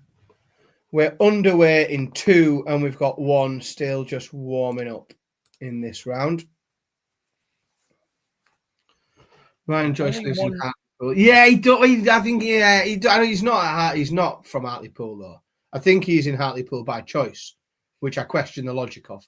If you're from Hartlepool, you haven't got much of a choice. If you're from Hartlepool, you didn't have a great deal of say in the matter. But if you choose to, like, I don't know, we can certainly dig into the rationale of that a little, I think. And we're now underway in that last game as well. We mentioned a moment ago between Mike Kyrenhoven and Jitsi van der Waal. So we are now on a very, very straight trajectory towards the knockout.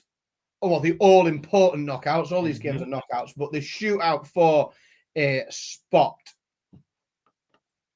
Travis Dudney is going to look to take advantage of this misstart from Jim Long for a very early 2-0 lead. Oh, he can't, though. Jim Long opportunity to break straight back here. Does it first start as well. So gets it back on throw 1-1. So we've got 2 matches set in the last 10 with Bolton and D'Souza sitting down at the bottom. They've been ready to go for a bit. So that to me will be our indication on whether they're going to sit on all of this or get things started. If we see Bolton and D'Souza start warming up soon, and then up as we move up the bracket, Clayton and Puha are set to go. So 2 matches are lined up for a top 10 shootout. Yeah, interesting, because at this point you start to know, one of these people will be there. So we know we're definitely going to get either Jose de Souza or Andy Bolton is going to be at Alexandra Palace, and we start to know a little bit more of exactly what today is going to look like.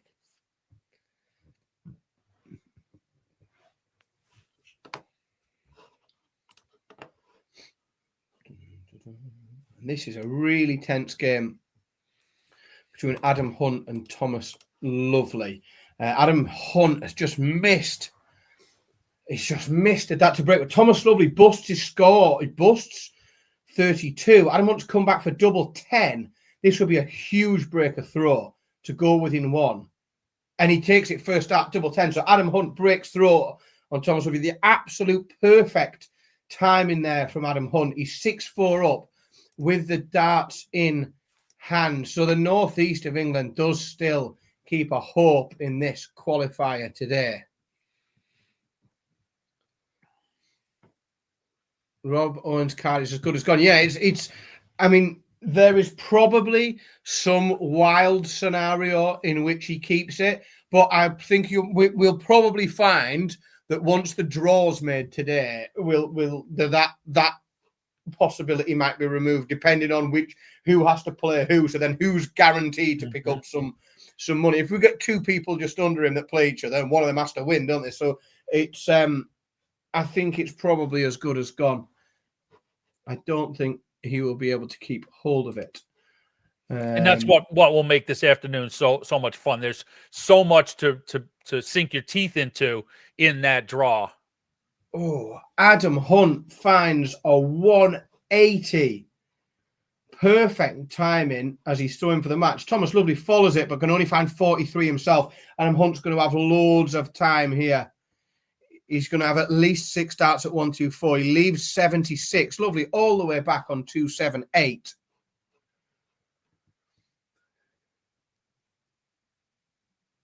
Trebleless visit. So Adam Hunt with all the time in the world to get rid of 76.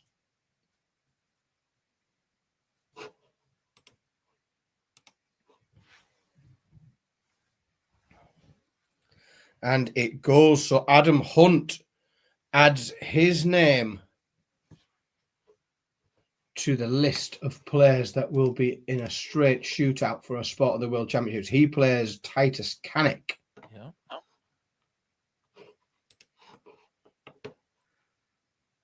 So Dract, right? So to set things up, top of the bracket, Martin Dract is sitting, waiting upon the winner of Long Dudney.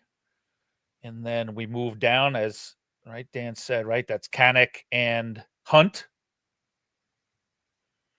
Burton awaiting that Kyver Holden Van der Waal match. And then locked in is Brett Clayton, Hapai Puha. And then rounding it out is Andy Bolton and Jose de Souza. Really interesting list of players, I think. Yeah, Rob Owen needs a few of them to lose, doesn't he? I think he'll be...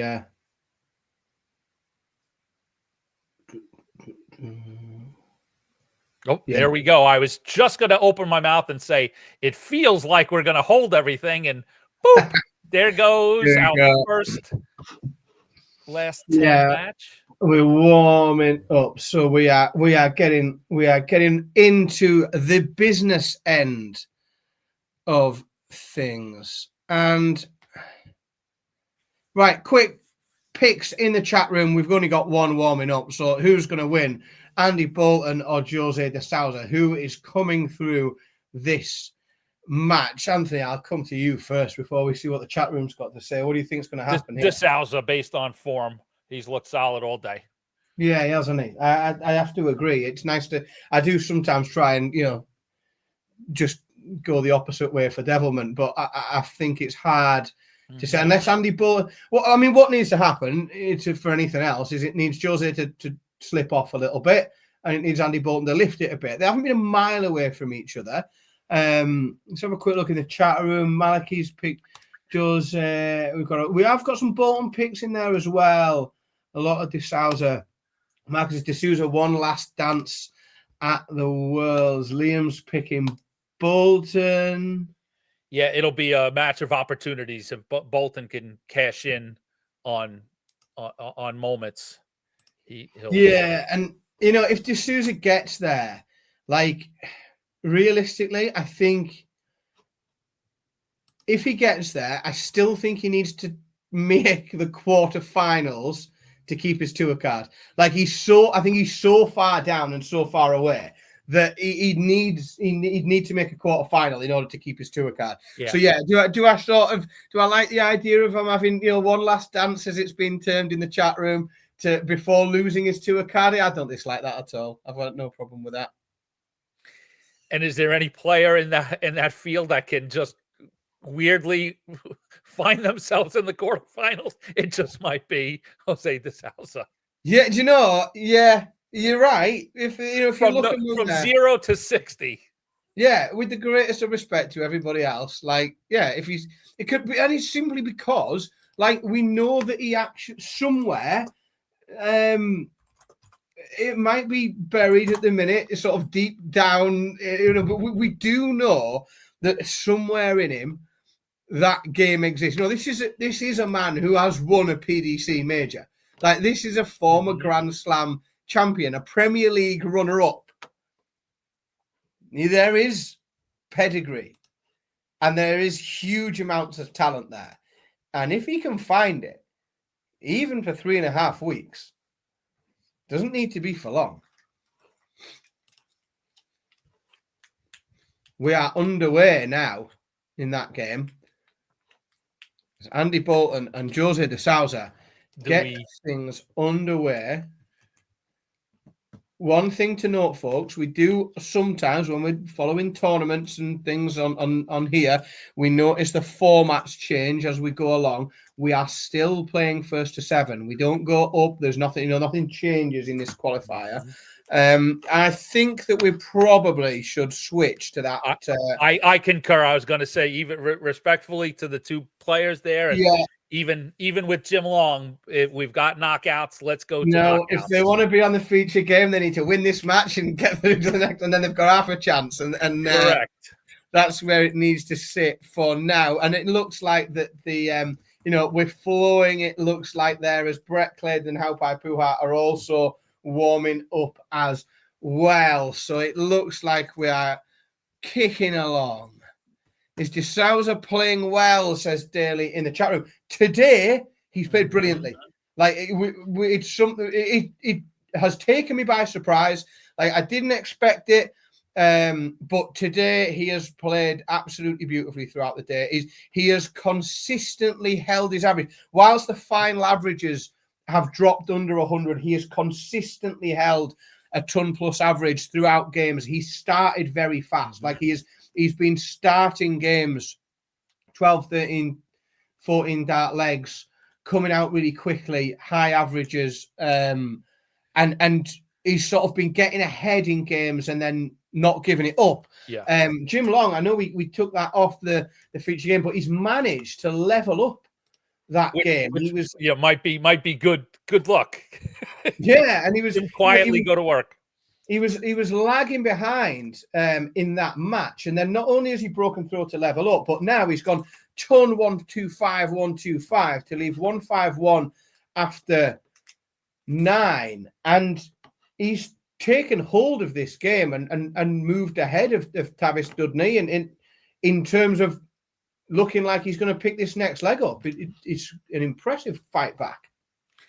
Back to your point on given what the South has done today, 99.81 average with a 7-2 win over Rusty Jake, and then a 7-5 win over Christian Kist, and he averaged 95.08. So as you said, he's keeping up that pattern here. A big opening, over 100 average early in the match against Bolton. Very impressive stuff. And again, look at that. Off absolutely superb. 57 after 12. Looking for a 14, 15 dart legs. They are going to consider. And again, with the greatest respect to everybody, you are playing a bunch of players that haven't performed this year. If you can keep slipping 14, 15 dart legs in, then you'll be fine. You will be fine at coming through this today. Second top 10 game, Brett Claydon and Haupai Puha is underway, as well as Jim Long does take that leg and he goes ahead. Tavis Dudney, treble-less visit on his opening visit on throw. Jim Long comes back with a ton at him. So the Canadian is really pushing now for a spot at the end of today's qualifier. Jose de Souza, early break of throw, 2-0 up now, and looks to be steaming forward towards the Palace. I've got Claydon Puha open, so I'll keep tabs on that.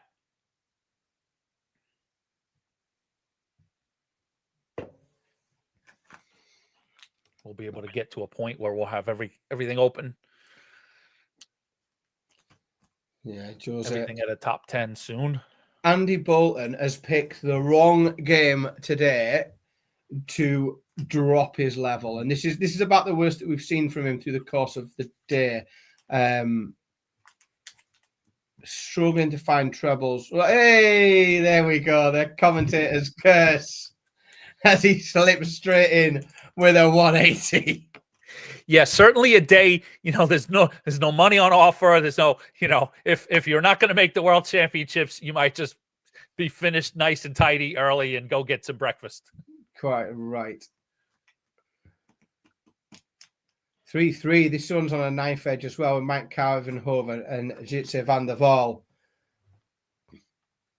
Really on a knife edge there. As to who gets what will be the final spot in the last 10. Just remember, folks, 5 spots available. Kyver Hoden opens up leg 7 with a 180. Oh, 127. Jose de Souza. We've seen him do things like this before. Not today.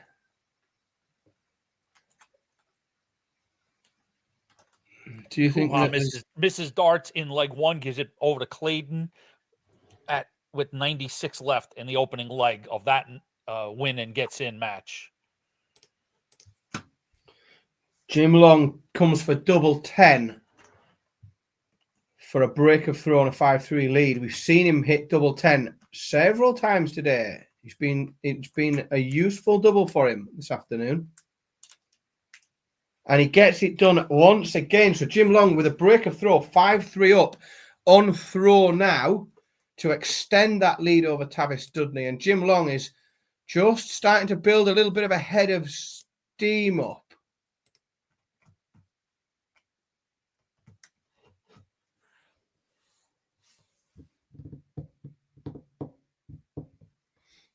Just sounds like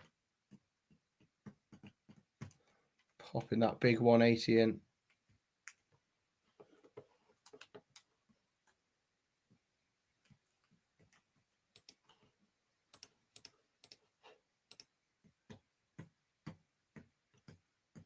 To Keith's question in the chat, Luke Littler's the reigning world champion. There's no bad draw for him with respect to anybody in that field.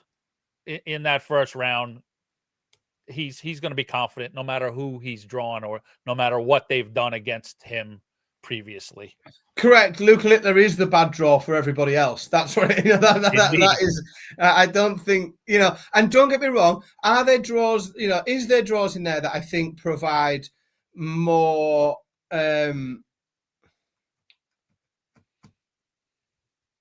more pressure? Well, arguably, it's difficult to think that, but again, throw all of your record books out the window. Mm-hmm. Like, if he gets Bo Greaves, yes, Bo's got the game to beat him, but there are other players. There's plenty of players that have the game to beat Luke Littler. Problem is, he generally produces his better game more than anybody else does. Yeah. That's, that is it. Like, you could say that some games are tougher than others, but Luke Littler will be the favourite going into them because he's a better player that produces a better level more often than anybody else. So it's difficult to see him under threat. I think that, the biggest risk for him might be someone that, perhaps completely takes him out of his rhythm. Somebody like an Alexis Toilo might. I don't think any of them will beat him. I don't think any of them will beat him. I'll tell you what I would love to see, because because there is a romantic deep in me somewhere that wants to see, the history of darts meeting the future of darts. Someone said to me, "What's your dream, Joe?" I'd like him to play Paul Lim in the opening round. What is there not? Is there not, like, that's fun? Yeah. Mm-hmm. Let's be honest. Like, that's a laugh. Give me that all day long. Jim Long goes one away, 6-3 up, and again, he's just chosen that perfect time to get his foot down, put some distance. Tavis Dudney opens with a 140, but he cannot make a mistake from this point onwards. Dudney's got to be perfect, and Jim Long's going to get a few chances. Littler Fallon would send Sky. Yeah, well, but because it's not so much that it sends Sky into my Dan, it's just that lots of people would like to see it. It's a game lots of people would like to see because it's a spectacle, because it's two of the biggest names in the sport. Yeah. And the thing about it, though, is that, Littler's such a fan favorite. It's not going to be a case of these other players that have drawn a Fallon in previous years, that the crowd is so on Fallon's side that it creates that pressure of their opponent. It's not going to happen with Littler. No, it certainly isn't. But I do think there are some. It's the opening night, isn't it? So I want to see some of his story. I would happily see after he qualified at the weekend for the World Championships, I'd love to see Simon play Littler in the opening round, because and I say with the greatest respect to what these guys have done for and in the game. I don't expect Paul Lim to have a deep run at the World Championships. I don't expect Simon Whitlock to have a deep run at the World Championships, because there's too many players playing better darts than them at the minute.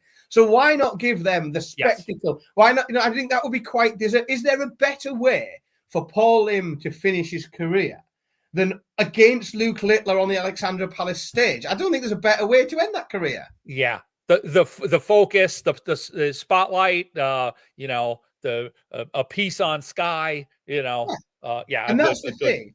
The attention that you get from playing, we probably are unlikely to get a career montage of either Simon Whitlock or Paul Lim. But if they're playing Luke Littler, we will get a career montage. We'll see their historic moments. And I just think that would be quite a nice thing to happen. They've both had careers that deserve that. So that would, even if he doesn't win a leg. Yeah, absolutely, Jeff. Even if he doesn't win a leg. Because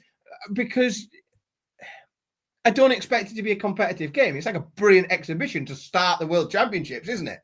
That's what it is. Yeah, this is what earlier on you had talked about the dichotomy of high profile spot, in the tournament, or a quiet spot to get to sort of win a couple of matches. That in those circumstances, there's a lot of value to those players in the high profile spot, even though they're most likely going to get eliminated. There'll be much more shine that'll come off in that high profile spot.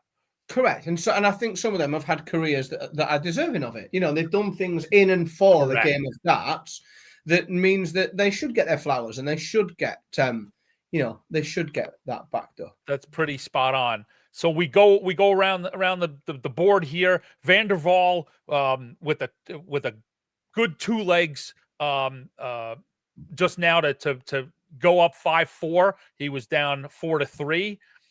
Both players scoring pretty well in that. And then we've got Clayton Puha, both upping their scoring power. Clayton just opened up the 180. He's got a 2-1 lead in that elimination game.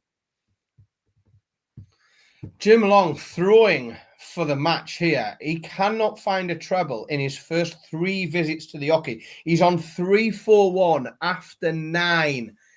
The Canadian has got the finish line. The only benefit he's got is that neither can Tavis Dudney. Neither player can hit a single treble in 18 darts at the board. Jim Long hits a ton, 2-4-1 after 12.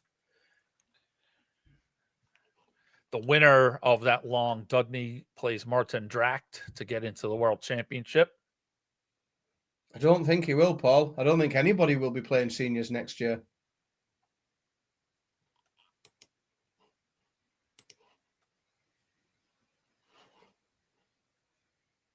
$140 from Jim Long. He's going to get darts at 101 for the match. Will he get 3 or will he get 6? See what Tavis Dudney can put in here. He can another trebleless visit from Dudley. So Jim Long's going to get 6 darts from 101. So he can set something up if he wants to and take the pressure off a little bit. Jose de Souza, another break of throw, 5-2 up. He is just 2 legs away, and he's going to have the darts to go within 1, opening up with a ton. Stephen Burton awaits the winner of Van der Waal Kyverhoven, and Van der Waal just went up 6-4. So match darts. Jim Long comes for tops. He comes for double 20 for a spot. Oh, and where's he gone there? He's left 16. Dudney 104 to survive. Otherwise, Long's going to have 3 more at double 8. It's a big ask the way that Dudney's played this leg. He'd need the biggest score of the leg to be his checkout, and it's not going to be. So Jim Long, 3 more match darts in hand. 3 more opportunities. Surely he's not going to miss more match darts.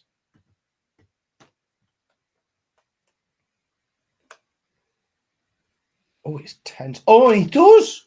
Oh, Tavis Dudney now. He's got 40 left. Can he claw his way back in after surviving at least 4 match darts? Squeaky bum time. It certainly is. Dudney has been shaky, though. He does it in 2 darts. 6-5 now. Kyverhoven does the same. Claws back, 6-5. These games are really, really tight. So I don't know what his song is, and I don't know if you've seen Van der Waal in a tournament, what his walk-on is, but how could it not be Wonderwall from Oasis? Yeah, well, it should. Well, see, we've got, so that is, who uses that? Gabriel Clemens. That's right. Yep. It uses that, and I've always thought that it wasn't a really good fit. Let's have a quick look. What does he come out to? Right. Okay. This is me suffering once again from having what I consider to be extensive music knowledge, but that basically stops around 2005. Like, get me pre 2005, like mid 17th century to 2005, and absolutely fine. Right. You get me 2005 onwards, not a clue. Absolutely not a clue. Hard Rock Hallelujah by Lordi. Again, it's not on the Simpson Family playlist, I'm afraid. No. You're my Vander Waal. Like, how do you not go with that? Yeah, it's perfect, that, isn't it? It's a perfect fit. And Jose de Souza, it's very, very difficult to see a way back for Andy Bolton here. And that's big news. I think Jose de Souza being at the World Championships is big news. I think the folks at the PDC will probably be celebrating that one because it is another big name in the mix. It is another potential big name that can meet one of their seeded players early in the tournament, and it can make for a headline match. It's a good match early, even if it's just on reputation and name alone, and there is a bit of a shadow of that player. 142 doesn't go for Andy Bolton. 105. Jose de Souza for a spot in the World Championships and at least a special one. £15,000. He can't do it, but he does leave it handy. So there is some pressure on Andy Bolton. Tavis Dudney needs 85. He takes 85 out. He's forced a deciding leg against Jim Long. Jim Long on throw 6-6. That is going straight to the wire. If Jim can get this done today, he is not making it easy on himself.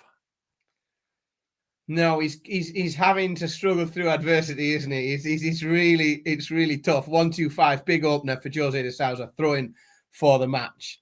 And you're correct. De Souza's the type to, may not even win the match, but he's got that thing in him that he can crash the party in that first round. He can make an evening very difficult for a big name. Yeah, and he also has the credibility to the casual fan. And I think that's really important when you get to this time of year, is the casual fans, because they are the people that are tuning in that don't normally tune in. These are the extra people, but because he's won a major on telly, because he was in that Premier League final, the casual fans know who he is. They recognize him, and that draws more interest to the product. It draws more eyes on it. Brett Claydon has taken another break on Haupai Puha, 4-2 up now, Claydon. And Jim Long, massive 180 opening this deciding leg.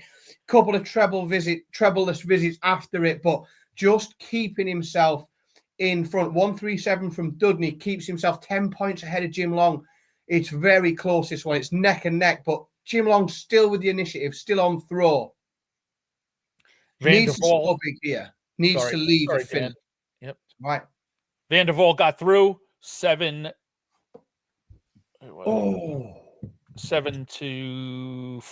and so he'll face Stephen Burton next.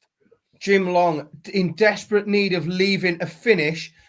Post a visit of 27 to leave himself 190. He could have left something really handy there, and he's right at the very end, could have fluffed his lines. No matter what happens here, Tavis Dudney is coming back for 108 with his opponent Jim Long on 90, but Dudney will get to go first at it. Andy Bolton breaks Jose de Souza. He's getting back into this. He's on throw now. Some questions about the draw, about seeds and all that.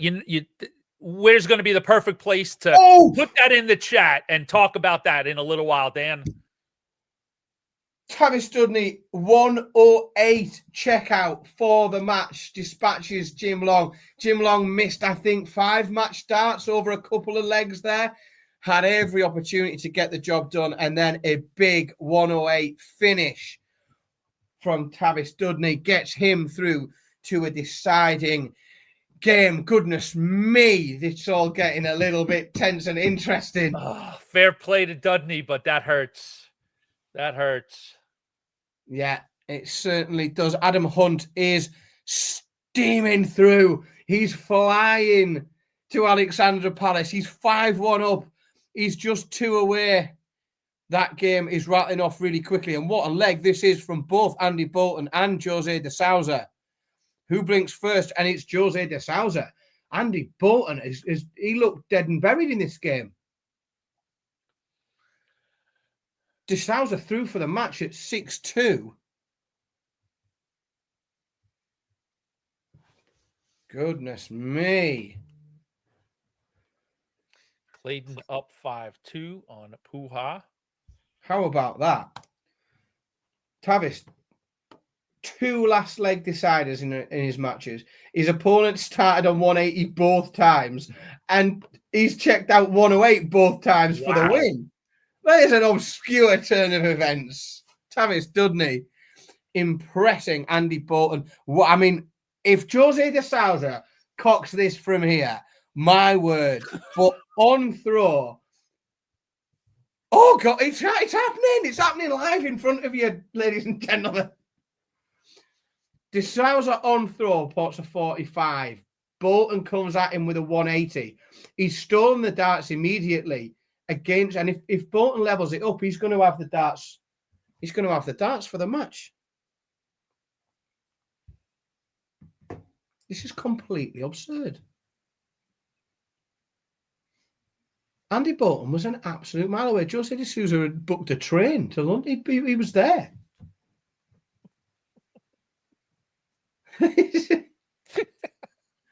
Wow. Hopefully it's a refundable ticket. Yeah, goodness gracious.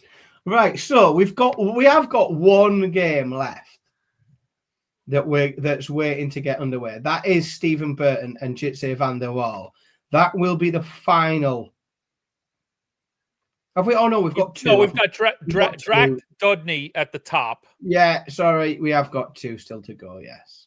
So from the top down, our 5 matches to get into the World Championship are Dract versus Dudney, then Hannock versus Huntz, Burton versus van der Waal, then Clayton versus Puha, and Bolton versus de Sousa. So if 5 of those 10 names will make it into the World Championship. Clayton just up 6-2. So it seemed as de Sousa was going to be the first into the World Championship. Might be Brett Clayton. If de Sousa would have took that 156 out there, it would have been about the most Jose de Sousa thing that I've seen to throw this game all the way to the right and then produce something absurd. 96 now, Jose, for a spot of the World Championships, minimum £15,000. Oh, he's missed a dart, hasn't he? He's missed a dart at double 18. 72, Andy Bolton forces a deciding leg. Opportunities there for Bolton.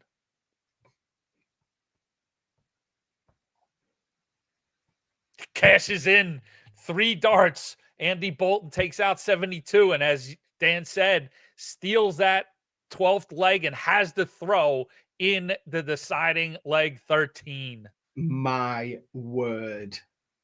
De Sousa, things are crumbling in front of your eyes. He's missed a match start as well, hasn't he? He's missed that double 18 for the match. But he was 6-2 ahead. He's thrown for the match repeatedly. And Andy Bolton, and credit to Andy Bolton, he has found huge visits. But this is the problem. The last few legs has been Andy Bolton starting 2 treble visits, started with a max in the last one. Jose de Sousa, trebleless visit.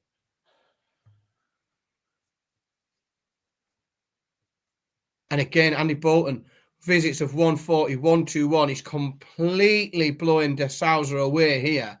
Only a max will do, and all that does is keep you in it. And that is about the worst thing he could have wanted. How he's managed to snatch defeat from the jaws of victory, Jose de Sousa. Completely disappeared. Oh, wow. This is some turnaround. And credit to Andy Bolton. He has turned it on at the exact right moment. And it's a foot race to be the first one to qualify today. Brett Clayton, 130 needed to get into the Worlds after 12 darts with Puha on a 170. Doesn't take it out. So Puha, 170 to stay alive.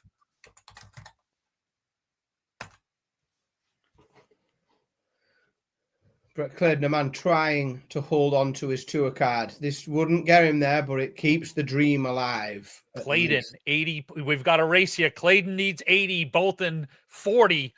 First one to close out gets to the World Championship. Bolton's mismatched starts. So we've got match starts missed on both sides here. De Souza and Bolton both having darts to get through to Alexander Palace. 1-7. Where did that come from? This is what I miss from Jose De Souza. It's bananas. That's it's why you said if he just gets in that field, this is the chaos he can put on. Oh, he's busted. Oh, which screen do we watch? Clayton. Hey, De Sousa's the first one in. And by word, did he make it entertaining? Goodness gracious. Wow. Right, let's just see. We'll flick around with some feature games now. I'll flick this over because we'll see match darts. Potentially, if Puha can't take out this double 10.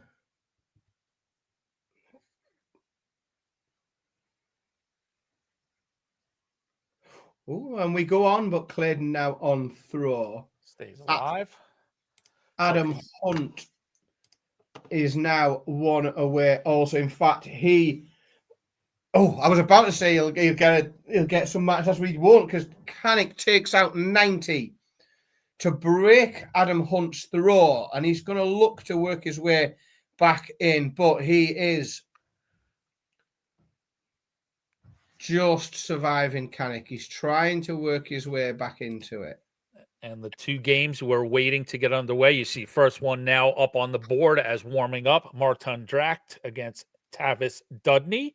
The other match will be Stephen Burton versus, I don't know how you pronounce that first one, Jitse, Jitse Vanderval. I'll go Jitse. Yeah.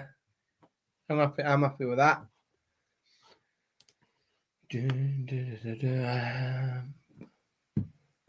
And Jose De Souza, who, of course, folks, don't forget, wasn't at Ali Pali last year, didn't make it. But this year, we will see one last dance from Jose De Souza. He could still keep his tour card. He needs to make a quarterfinal.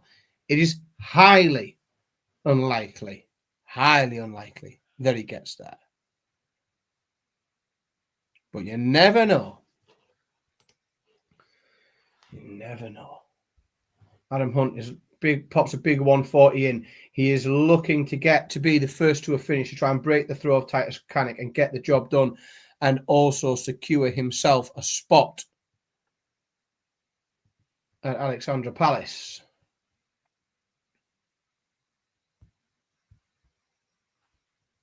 Oh, but he can't. He's 28. Goodness me.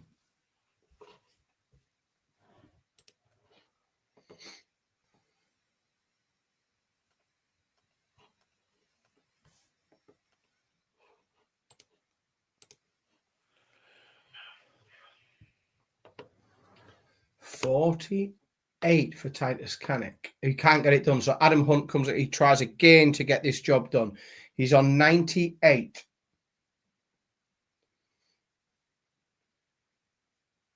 Warming up in that last game with Stephen Burton and Jitse van der Waal. It does look, folks, like I am not at risk of missing the school run. I did get a bit nervy at one point that I would have some children stood at a school with the teacher saying, "Where's my dad? Why hasn't he here yet?" And someone having to explain to the teacher that it's the qualifiers for the World Championships. And of course, Dad's late for the school run. Canick stays alive.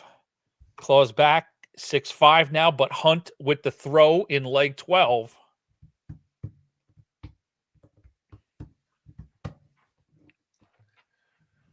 And Halpe Puha just will not go away. Claydon has been in control of this match from the very start, but Puha.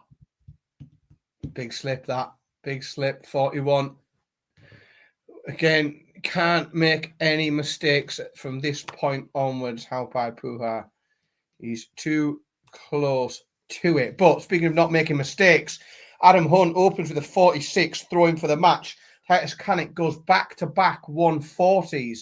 And is this just slipping away from Adam Hunt? He's had several opportunities now to throw for the match, and he finds himself a mile behind. Titus Canick. Oh, he slips there. 181 after 9. Adam Hunt he's still got an opportunity here, but life is becoming very, very hard. 24. Oh, visit of 24 from Adam Hunt. And he is fluffing his lines right at the very end. And this is against the throw for Canick. 150 to leave 31. So Jazz he just mentioned it. So my children are very, very jealous of me at the minute because I was very lucky to spend some time with some people. Let's describe them as people off the telly at the weekend. I managed to get out for a curry. We managed to get out for a bit of something to eat with some people that my children find to be quite big celebrities. So I've got a very jealous house of kids. Although I did bring them back a sack full of novelty hats, which Jarlath will be very familiar with from Minehead. So they're all branded up Ladbrokes at the minute, my kids. Well done, Dad. Well done, Dad. Yeah, we got the novelty hats back. Adam Hunt is trying to survive, but Titus Canick comes for 88. He's up against it. Oh, he can't take it out. Adam Hunt somehow still in this match, still has another chance to book his spot at the Palace. 92 would secure that position. Burton and Van der Waal underway. So we now have nobody in the queue. Every match is underway, and we will quickly have 5 players in the World Championship. Jose sitting in the first spot. So 4 remain to get to the Worlds. Haupai Puha and Titus Canick are not giving up in either of these games. They are just not having it, are they?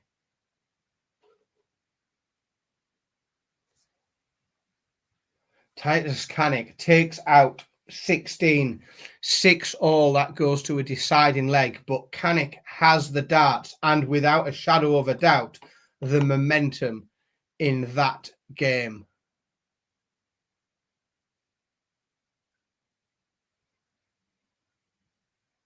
Has been noted, we're watching Brett Clayton and how high Puha, and Clayton's had a good handful of match darts, and he's let them slip away one after the other. He also finds himself here on throw, but having completely lost momentum. Puha has pinched the darts from Claydon, and could we see we're watching 2 very, very similar stories unfold here at exactly the same time. Puha is going to get match darts. You would expect he'll get at least 1 from 70. He's going to have to make a big cock up to not, but Adam Hunt, trebleless.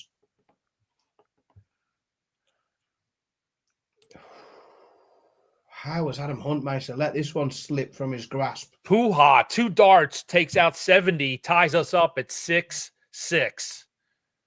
Puts him on throw as well.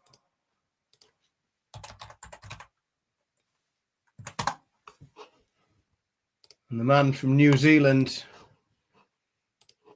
is looking to join.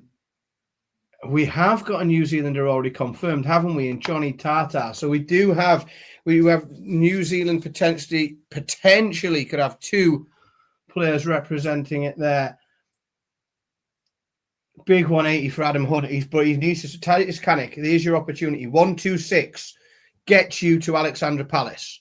126 points. 3 darts, £15,000 at least, and he couldn't get it done. He leaves 45. So Adam Hunt now, the same challenge is in front of you. 64 points. 64 points, Adam Hunt. In 2 darts. There we go. And Adam Hunt becomes the second player to come through the qualifier today and confirm his spot at Alexandra Palace. That's huge for Adam Hunt, and that does keep the dream alive of him retaining his tour card. It doesn't get the job done. He'd still need to go on a little bit of a run, probably still need to make the 4th round, maybe even further. But it's £15,000 at least in his pocket, and he's going to be on that stage. Alexander Palace, How High Puha is going to get a chance to check out 160 for the match. Claydon on 135. Right on the wire again. These games are getting so tight.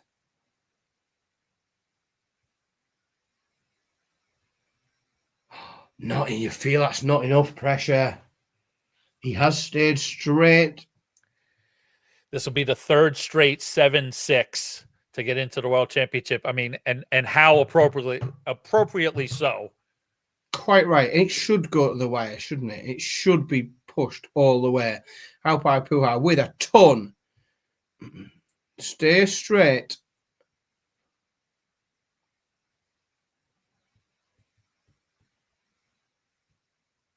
He leaves 40. Back to Claydon. Could be a bullseye on offer to get to the World Championship. Certainly could. How's your bottle, Brett Claydon? Oh, it's not quite there. How High Puha will get 3 darts to get rid of 40 for a spot at the World Championship.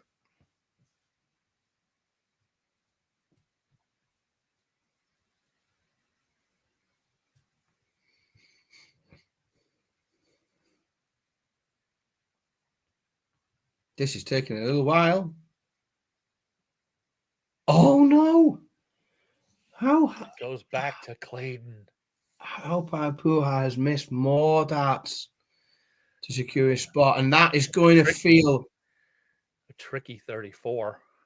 Yeah, it's tough, but that release of adrenaline could just have. It's such a tense and nervy thing to be involved in, isn't it? This straight shootout for a spot there, big lump of money, potentially keeping your tour card, or a route to keep your tour card at least. And Claydon can't get the job done either. Puha comes back for double 7. 22. He must have hit a single, right? Single 17 and then a single 5. Yeah, it's 14. Again, another sort of tricky area of the board. It is, especially if you come inside on that first one. You want to be aggressive with it, but if you're too aggressive with it, then you can end up in a mix. I suppose if you go, he gets it done. It takes him 3 darts to do it. How Puha becomes the 3rd player to confirm his spot.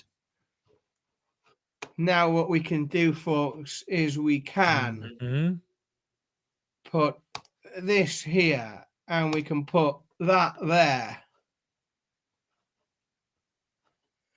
Just let me do a little bit. Slide that middle. You see that middle? Oh, there you go. Go. Boom. We're just balancing things out a little bit.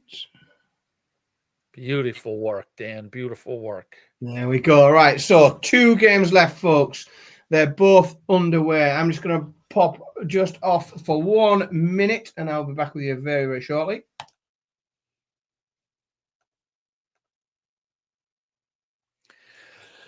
Both games in front of us. Tight affairs early on, and we've had nothing but the first 3 matches to put people in the World Championship have all gone 7-6. And congratulations to Jose de Sousa, How High Puha, and Adam Hunt, all coming through such tight affairs. Tavis Dudney opens up with 6 perfect. Gets a boo from the chat.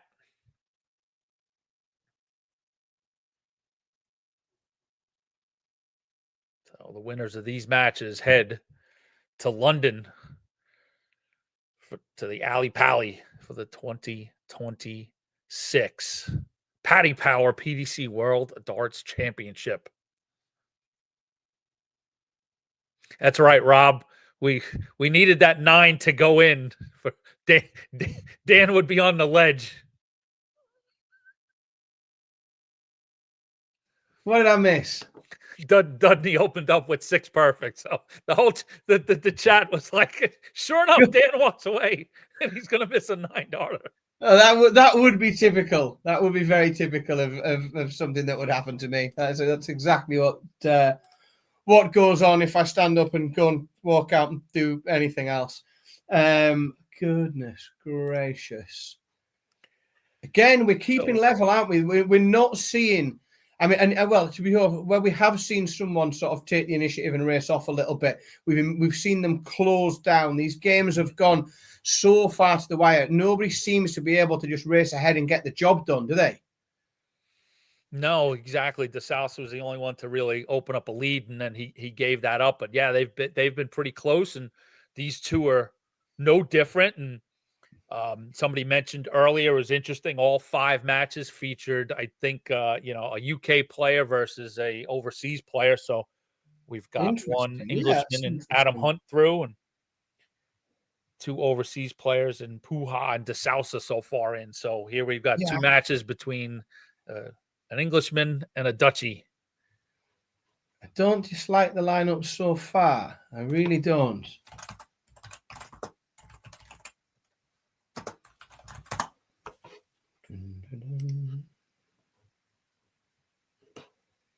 I'll tell you why Stephen Burton's a good addition to the World Championships. Don't Stop Me Now by Queen. Anytime you're going to play Queen in London and within an earshot of Wembley, you can't go wrong. Yeah, I think, Alexandra Palace is at the end of the day one big party. And if you can get Don't Stop Me Now by Queen rattling through, then I've got no problems with that whatsoever. Fell 3-0 Stephen Burton last year at the World Championships to Alexander Merckx. Looking to, first of all, get there, and second of all, go one better. Tavis Dudney takes a break of throw to go 4-3 ahead, and if he can hold here, he will just start to extend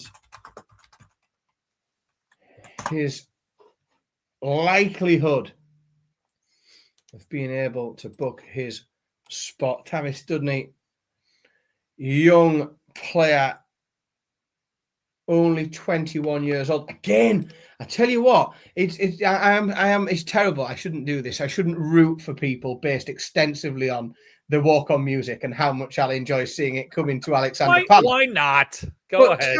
Tavis Dudney, nicknamed as the Dude, comes out to Highway to Hell by AC/DC. What's not to love about that?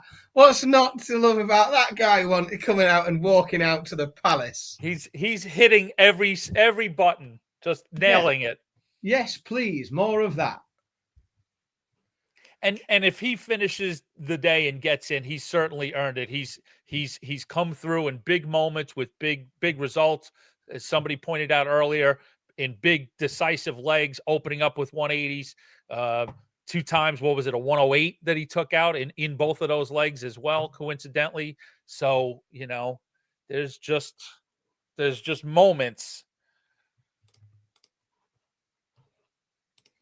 Yeah, he really has. He's been a bit of a highlight reel today. He's come through very, very close deciding leg matches. He's took out the big ton plus checkouts to win games when he's been up against it. Like Tavis Dudney has been really impressive, and he's really fought for it today, hasn't he?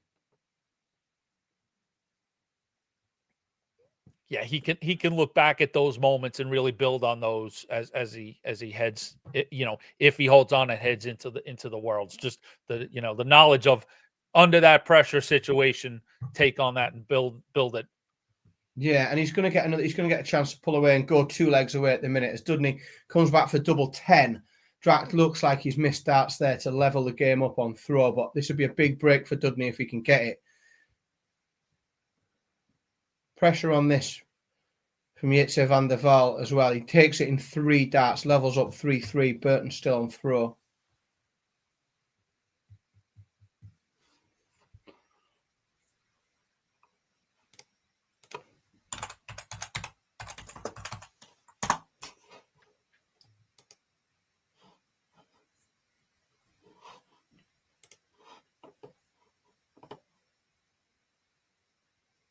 Big visit. Big visit. You see Dudney now surely with the finish line in sight.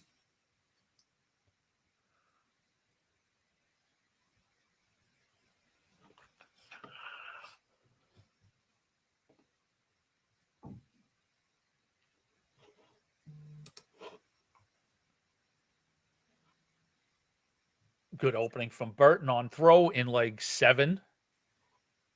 Follows it up with a third straight ton-plus score. And Dracht just sort of trying to keep himself alive, gain a little momentum back. Opening up big on throw himself with back-to-back 140s.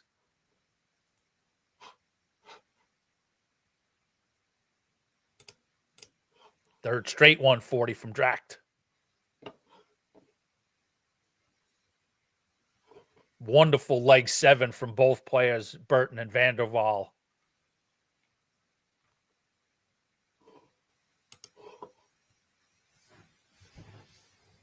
Tops for Burton.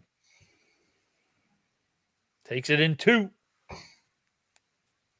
Dracht just setting that up after that. What those 3 140s meant that he could just place that with Dudney all the way back on to a big 180 though. So it's not huge pressure, but you know, it's not Dudney sticking around in this leg. Big 180 visit there. Jitse van der Waal, again, he same time, 180, trebleless visit with Stephen Burton. All these players trying to convince their opponents that they're not done yet. Dracht holds, but Dudney still that breaker throw up. Looks to go within 1 if he can get this job done here. So just one leg separates both these matches, and we've seen tight affairs. All 3 matches to get into the World Championship went the distance. Hunt, Puha, De Sousa, all in the Paddy Power World Darts Championship, opening up December 11th.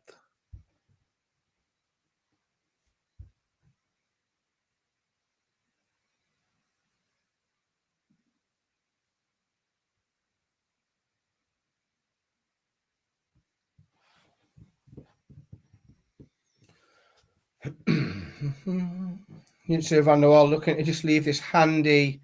That's not bad. Burton back on 201. Big visit from Dudney there, putting the pressure on, edging his way just closer and closer and closer.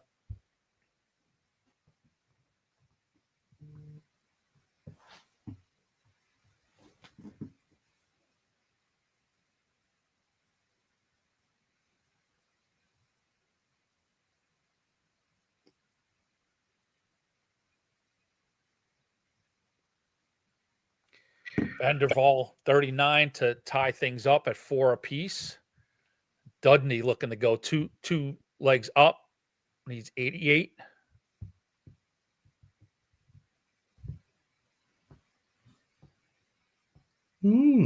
Interesting. Neither one can cash in. Oh, Dracht gives it right back. But Stephen Burton, that's a huge breaker throw. Huge. Yeah, Van der Waal had it to do in front of him. Doesn't get it done, and Burton takes leg 8 and opens up with a 140 on throw. Both games here, that break of throw is so big. Because Dudney here, we know he's going to get 2 chances. We know he's going to get 2 chances with the darts in hand to get over the line. Dracht would have wanted a bigger start than that. Dudney, if he can get it done in this leg, just stops that pressure from creeping in. But that's not the start you want. That's a nervy start, 42.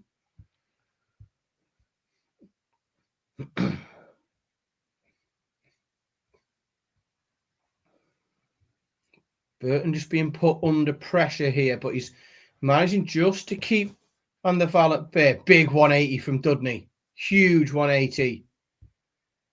Creeping towards the finish line.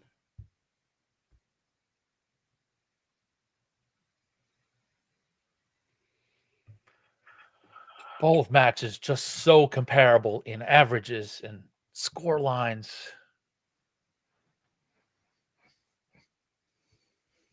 It's got to happen for Van der Waal. And he takes 81 out in 2. Wow. Gets a break back. What a leg that was. That was huge. Tavis Dudney, 6 starts from 139. Will he just set something up here? He wants a nice, comfortable visit, ideally to come with 3 in hand. Jitse Van der Waal opens with a 180. He's playing his way right back into this.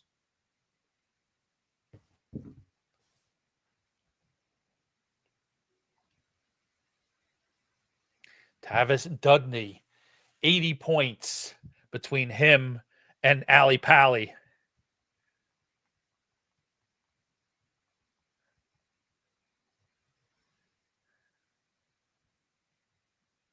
A delay.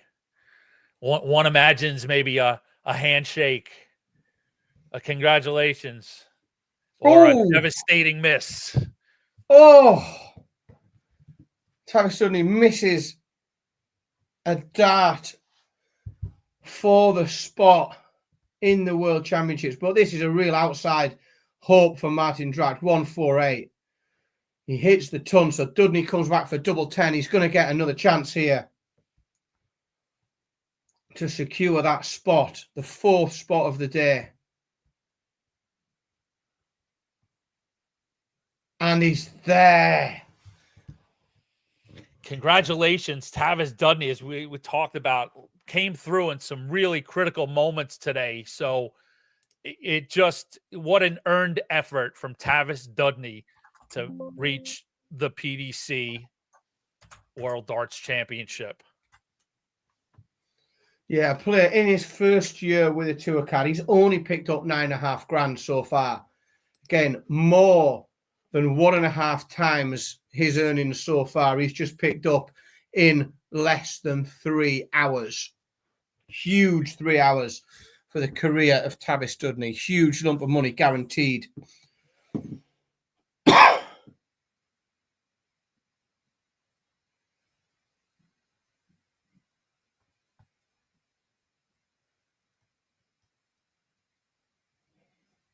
And these two, Burton and Van der Waal, continue to just go back and forth. This feels like we're marching towards a deciding leg. It certainly does, doesn't it? It's going to need something big from one or the other of them. Stephen Burton looks to be really on track here.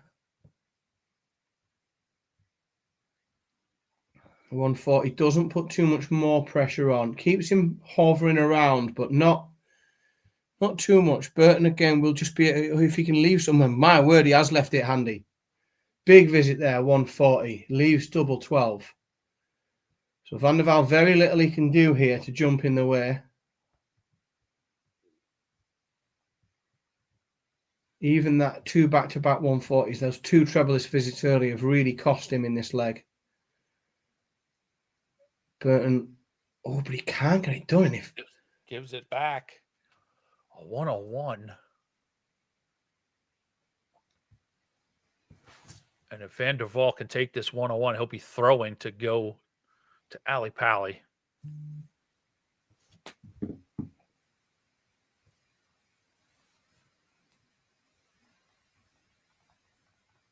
What a crucial leg 11. Can't get it done. What a big effort, though. So, and 6. I was just going to sort of maybe set up a storyline of a tricky 6, but Stephen Burton puts the first dart in, and in the driver's seat is Stephen Burton.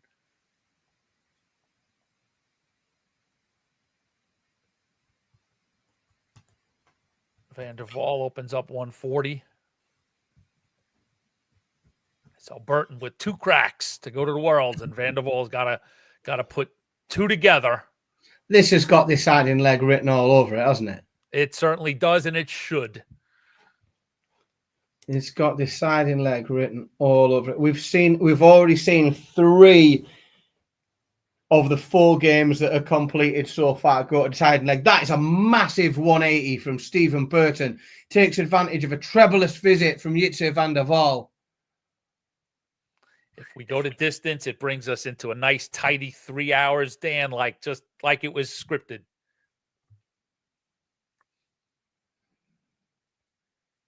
Yeah, and I think they've done a good job at keeping things moving and progressing well today. They've got through it in a tidy fashion. Jitsi Van der Vaart, it's got to be big. It has to be big.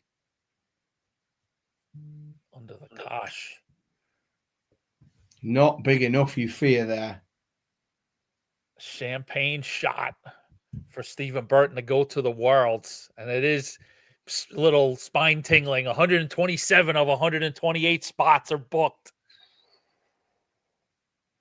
He leaves 35. I mean, this would be impressive. Stephen Burton. He's got the opportunities. How is your nerve, Stephen? I was thinking the same thing. Oh, he's done it. He's done it. 19 into 3. Keep it straight, son. And he does. One dart to set up, one dart for a double, and Stephen Burton is going to the Worlds. That was very, very impressive. So just a very quick recap, folks. The 5 qualifiers for the 2026 PDC World Darts Championships from the tour card qualified today. The final 5 names added to that draw: Tavis Dudney, Adam Hunt, Stephen Burton, Haupai Puha, and Jose de Souza. They are all at least £15,000 richer. The tour cards are still... Go back to the results so people can see averages a little bit. There you go. That's it. So people can get a little snapshot, averages and score lines. And fantastic, Dan. Yes, well, we're not going to hang around too long, folks, because I've got to go and pick some kids up from school. But don't forget, we will be back in just, a very short amount of time. 4:30, we'll be back on the channel with the live coverage and reaction to the draw. We will be back as well later this evening, as usual, 8 p.m. GMT for the live lounge. Thank you very much, everybody in the chat room, for contributing your banter, predictions, everything else has been amazing. Anthony, Thank you, Dan. Before we go, don't worry. Tune in this Thursday, 8 o'clock Eastern in the U.S., 1 UK time, 1 a.m. UK time. Phil Barr is joining me for the next episode of Shooting the Bull. And Dan, it's been an absolute pleasure. I'm sure I'll see you again, but I'll book next year World Championship qualifiers. Me and Mr. S. Yes, we're back again. You'll see us all again next year. This is becoming a little bit of an annual tradition, and you will see us all here this time. Right, you'll see me in a couple of hours because I'll be back on this stream. Thank you very much, Anthony. It's very much appreciated. I've had an absolute blast, and thanks everybody in the chat room. We'll be back later this afternoon. Keep your notifications switched on, folks. We'll see you very soon.